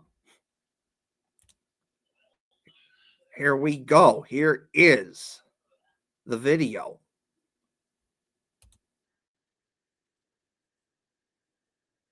Oh, yeah, add it. Add it. There you go. Whoop. We would like to remind you that re-entry to this event is not allowed. Are you able to turn the volume down a little bit? Thank you for your support. For every Admirals power play opportunity, the re-entry's free neighborhood. That means smoking or use of tobacco products is strictly prohibited both inside the arena and also anywhere outside on the grounds of the Wisconsin Center District. We would like to remind you that re-entry to this event is not allowed. We appreciate and thank you for your support.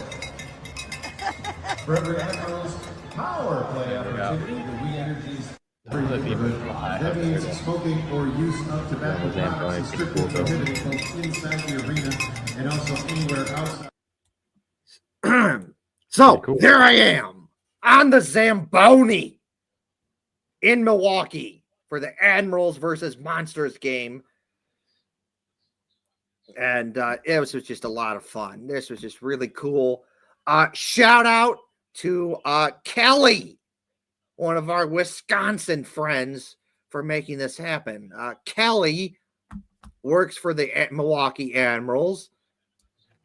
And, she was trying to get me to come to this game because, she knows that I like the Blue Jackets and the Monsters are their minor league team. And she's been trying to get me to come to this game.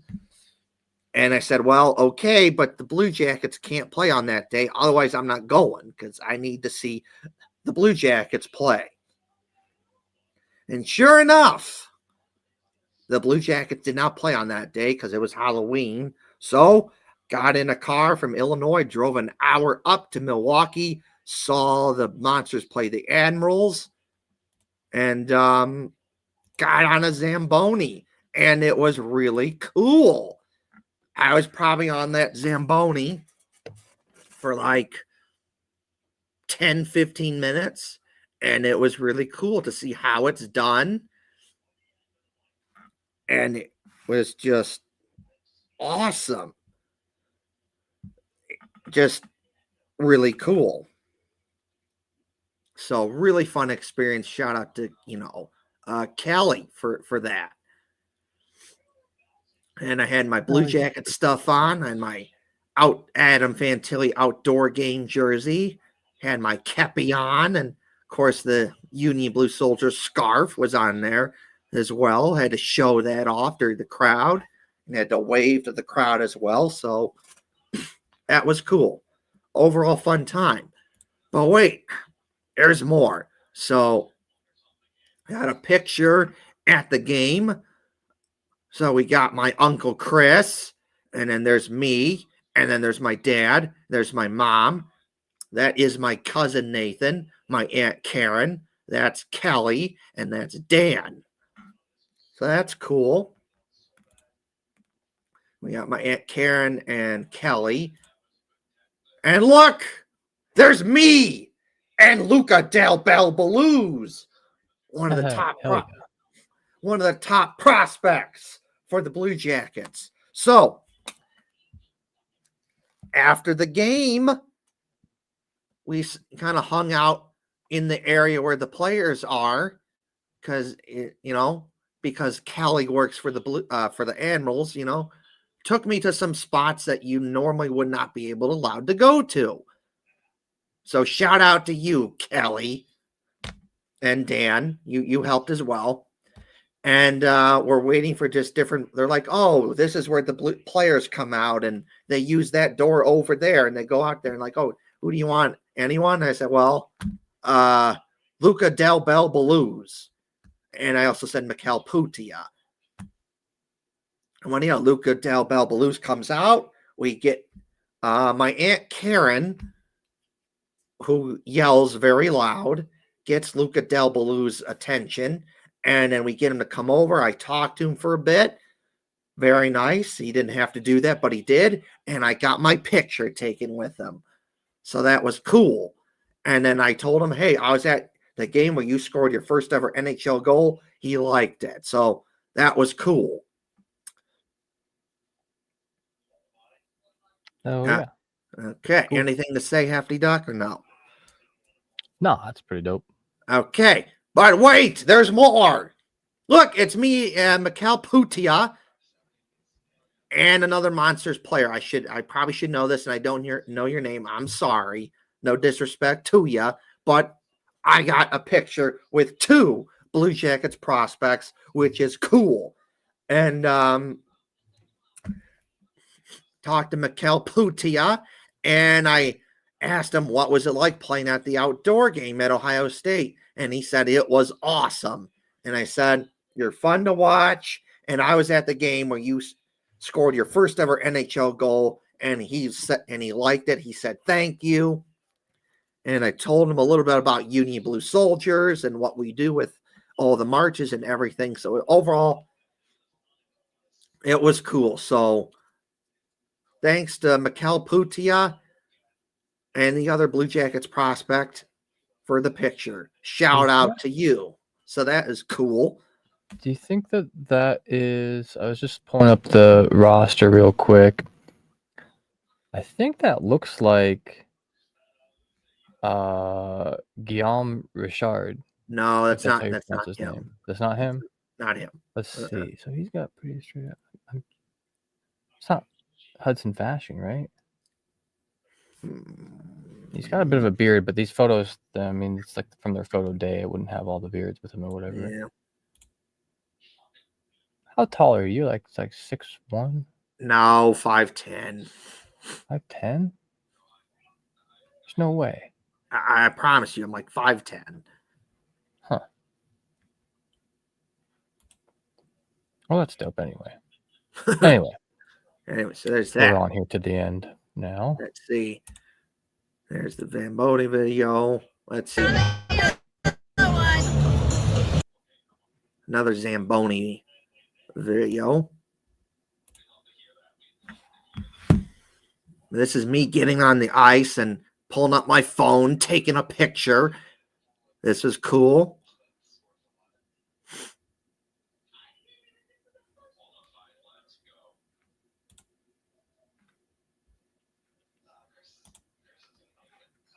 really cool video here. And I'm waving to the crowd. This is cool. This is cool. Showing the scarf off. This is great. This is just great. Hell yeah.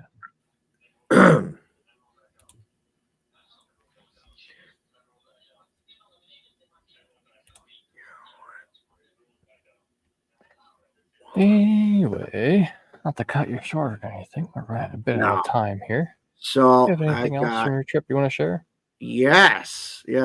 So first things first. I'll make it quick here. But first things first. There's my seats from the game. Nice. Monsters won 4-3 in overtime. Luca Del Bel Belou's 2-goal game. Jordan Dumais got a goal. He looked good. Jack Williams got the game-winning goal in overtime. He's one of the top prospects for the Blue Jackets. Ivan Fedotov, he looked good. That was good to see. Corson Kuhlman's, he's big. It kind of goes with what the Blue Jackets want under Don Waddell, which is big and you can skate and you got skill. So that's that. That's me on the Zamboni. A little selfie, me on the Zamboni. Me taking a picture on the Zamboni on the ice. Yeah, that's pretty cool. So that was cool. And then another picture of me on the Zamboni. What was the name of the away team or the home team again? Milwaukee Admirals. The Milwaukee Admirals. That's right. I believe that Dean Evison coached for them at one point. They did. He did. I'm surprised there's not more people. This is before the game, though. Oh, okay. Yeah, makes a lot of sense. That's fair. They had a good crowd there, but this was before the game. So there's that. This, and then I got to watch because Kelly working for the Admirals. I got to go behind the glass and watch warm-ups. Hell yeah. That. That's pretty cool. Well, there's the monsters right there. And then they have different players on the wall that have played for the Admirals, and there's Matthew Olivier. Hey, that's pretty cool. That is pretty cool. And then I have a lot of pictures from my Minnesota trip I did. I'll have some pictures to share, and then I'll share more of them next week. So,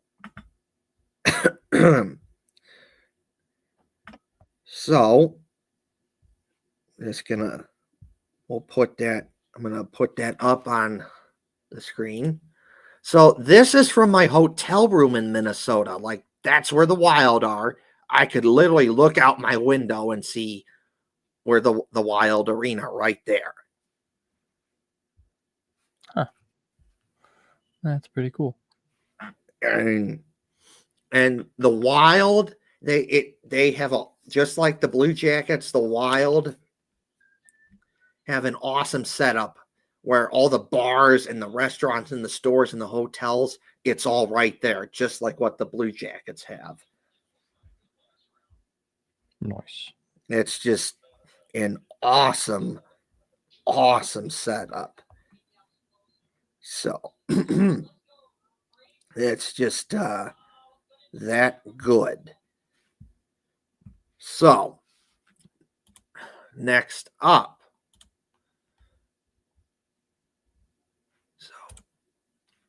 Here we have a picture from my seats at the Wild game. This was upper deck behind the goal, 3 rows up. Nice. It was very good seats. About similar seats to what you sat at the opening night. I was a little higher up there. A little higher up, but similar idea. Little higher up for the Blue Jackets game. But so The little nitpicks here. The stairs are very steep to get down there. So if you're not paying attention, you could trip and fall and make an ass out of yourself. And then because the stairs are so steep, they have all these like bars that kind of block things off that can be hard to see some of the play if you're sitting down. So you kind of have to like, lay back in your seat like this so you can see everything. There's no cup holders in this section. So that wasn't good because like my mom got a couple beers. So like she couldn't put There's in the no cup holders? No cup holders. That's weird. No cup holders in section 226 for the Wild. Huh. So my mom had a couple beers and she kind of had to be careful with it. And that's another nitpick. Like they overflow with their beer where it's too much and like you could spill it. Like don't fill it up so high. And then I had a bottle of water and so no cup holder. So I kind of had to be careful with that. But other than that, it was cool, But and good competitive game. Sharks beat the Wild 6-5 in overtime. Kirill Kaprizov looked good. He had a 3-point night and just, good game to watch. Of course, Minnesota is the state of hockey. Like the hockey, they really get into it. And it's like, Jesus or like a godlike figure because hockey's everywhere up there. And it's awesome. And I wish their hockey culture, Minnesota's hockey culture was like that all over America. And I like this flag. I like this logo. It's just awesome. Like, put this on a shirt, Wild, and I'm buying it. Of course, I had to stop by. What? No, nothing. He had something to say there. I just said hell yeah. That's all. Yeah. Oh yeah, actually, no, and that's exactly the reason why I commented like, oh, it didn't seem like there was a ton of people at the last one, just because huge state of hockey. Yeah. Well, you would have been, yeah, but like you said, it was the opening before warm-ups. So that makes a lot of sense. Yeah. Anyways, of course, had to stop by the team store and check whatever they have going on there, and it's expected, but like, man, Kirill Kaprizov stuff is everywhere. Like, I get it, he's their guy, he's their best player, but it's everywhere. Like, sure, you got other stuff for other players. You got Yul Eriksson, you got Matt Boldy, you got Brock Faber, you got other players too, but like 9 times out of 10, it's Kirill Kaprizov stuff. Yeah. Everywhere. Well, they got to make their money back on him. Well, yeah. They got to. Most expensive player in the league. I don't blame them. And I have to say that the Wild's jerseys are better in person. I look at it from afar and think it's okay. But when you're in person, like, oh, I like that shade of green. I really like the red numbers and green outline for the white jersey. Awesome jersey. The 25th anniversary jersey they did is awesome. But again, more, like I said, more Kaprizov stuff, So there's that. And let's see here. This is right when you walk in. They got these mannequins with all the jerseys that they have, which is cool. I thought that was cool. I'd like to see the Blue Jackets do something like that. And then, of course, when you're in Minnesota, you got to get one of the foods that they're known for, which is called a Juicy Lucy, which is basically it's a cheeseburger with cheese inside the burger, not on the burger, inside the burger. And when you bite into it, it's awesome and it tastes good and the cheese oozes out and it's awesome.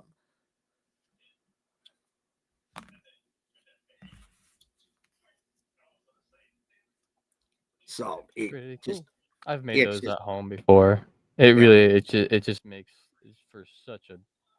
I understand why it's kind of a weird name to me, but I understand why they call it a Juicy Lucy. I just wouldn't have called it that, but Yeah.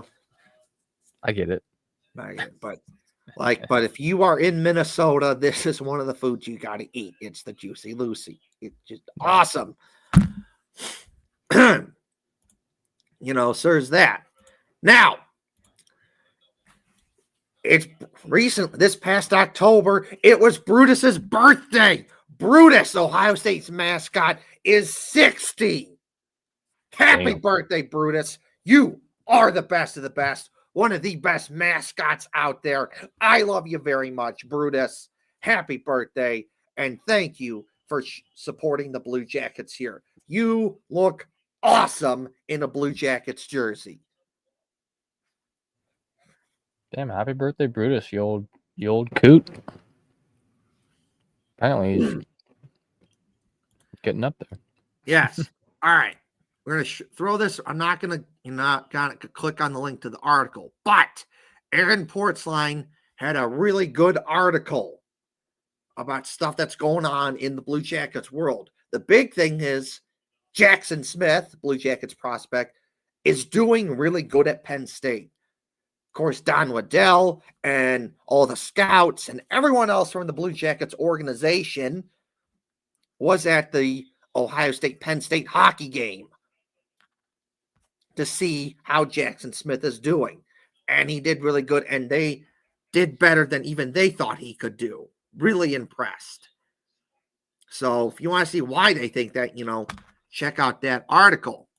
Last couple things for me is some Jackson Smith news. So Guy Gudkowski, who is the coach for Penn State, was asked about Jackson Smith.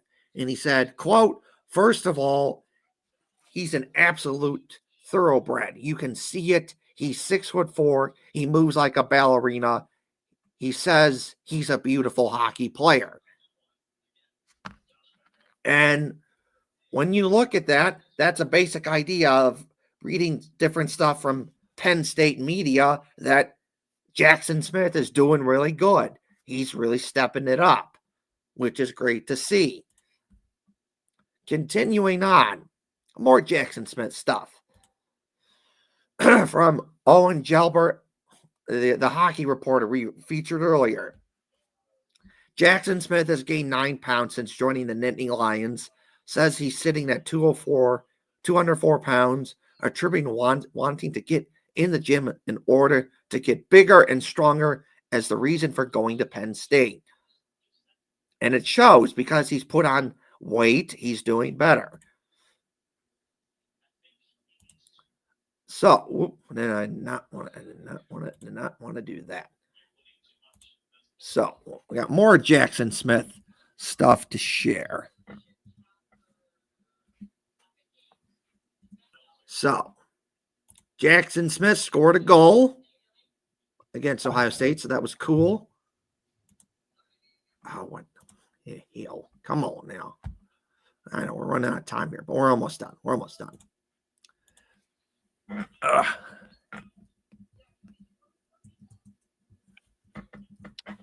So, yeah, I'm kind of needing to go here for too long.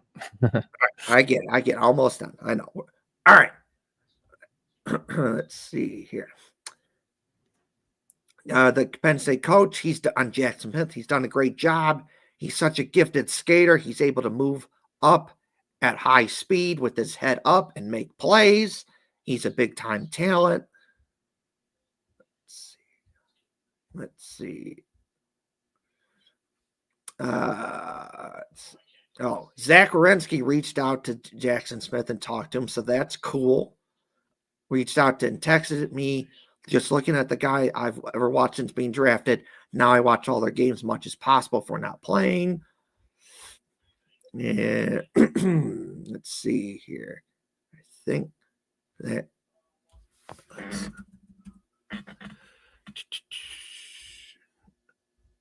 see here. I think that is okay. No, we got. Where is it? Okay.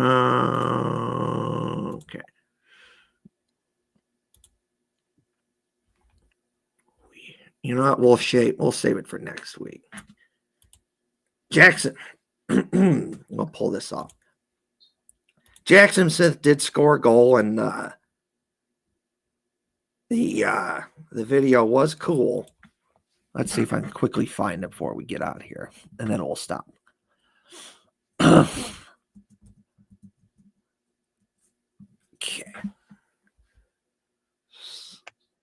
Okay, we got this.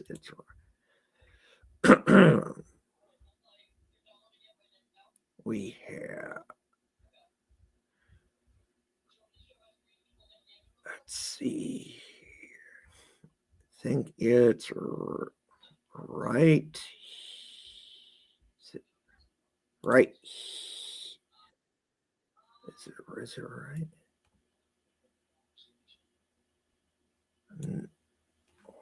No, where? We'll do like one more minute here. Let's see if I can.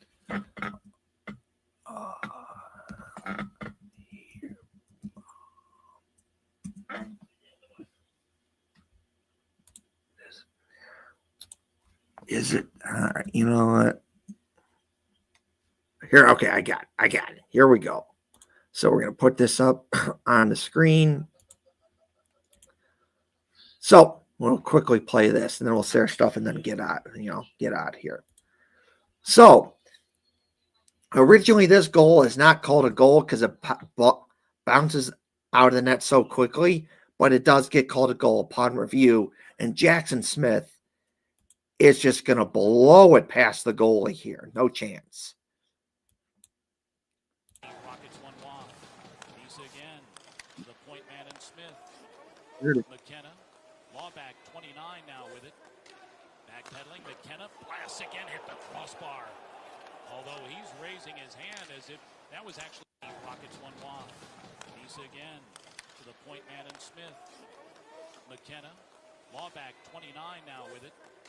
Backpedaling. McKenna blasts again. Hit the crossbar.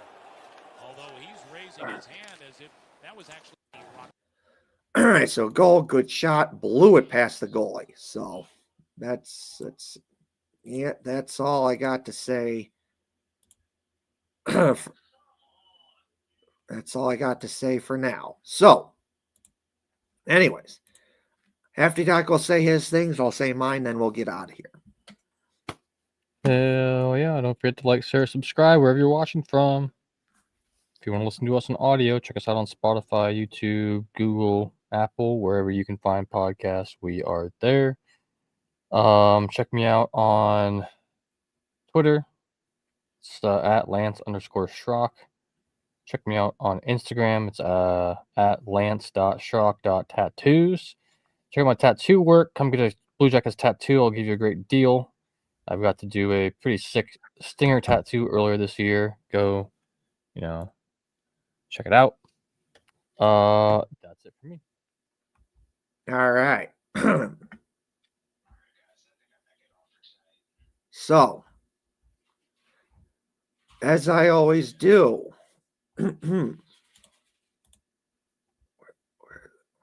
where, wait a minute. Where's my, okay, there it is. All right. Gotta give a shout out to my awesome Uncle Doc, the best of the best. Wish you're still here so I could talk some hockey with you. Because you're a big Blackhawks guy, and I'm a Blue Jackets guy, but the Blue Jackets became your second favorite team, and I appreciate that. I want to know how you think the Blackhawks are doing so far this season. And I could tell you how I think the Blue Jackets are doing so far this season. So, wish you're still here. Love seeing you at family get-togethers and parties, Christmas, Thanksgiving, Easter, birthday parties, family get-togethers, and so much more. But you're unfortunately not here. But I wish you're still here so I could talk hockey with you. How are the Blackhawks doing? How are the Blue Jackets doing? And so much more. So, shout out to my awesome Uncle Doc, the best of the best. Thank you for everything. Rest in peace, Uncle Doc. And one last thing for me is Check out Union Blue Soldiers. Check out Union Blue Soldiers. Check out Union Blue Soldiers on all social media platforms. Check out Union Blue Soldiers. Check out Union Blue Soldiers. Check out Union Blue Soldiers. So that's it for me for now. We're going to get out of here. Hell yeah. Join us next week. Sunday? Does Sunday work for you? Next Sunday, because there's no games. Sweet. Yeah, that's why we weren't here yesterday. Obviously, there was a game at 5:00. We could have done after that, but man, it's been such a crazy month. I need a little bit more rest. I can't be up that late right now. Yeah, we'll be back here next Sunday, the 9th. So it'll be a full week. It'll be 6 days. We'll be back here 7 p.m. Eastern as we usually do. In the meanwhile, don't forget to like, share, subscribe, and I don't think I'm missing anything. If I am, we'll see you next week.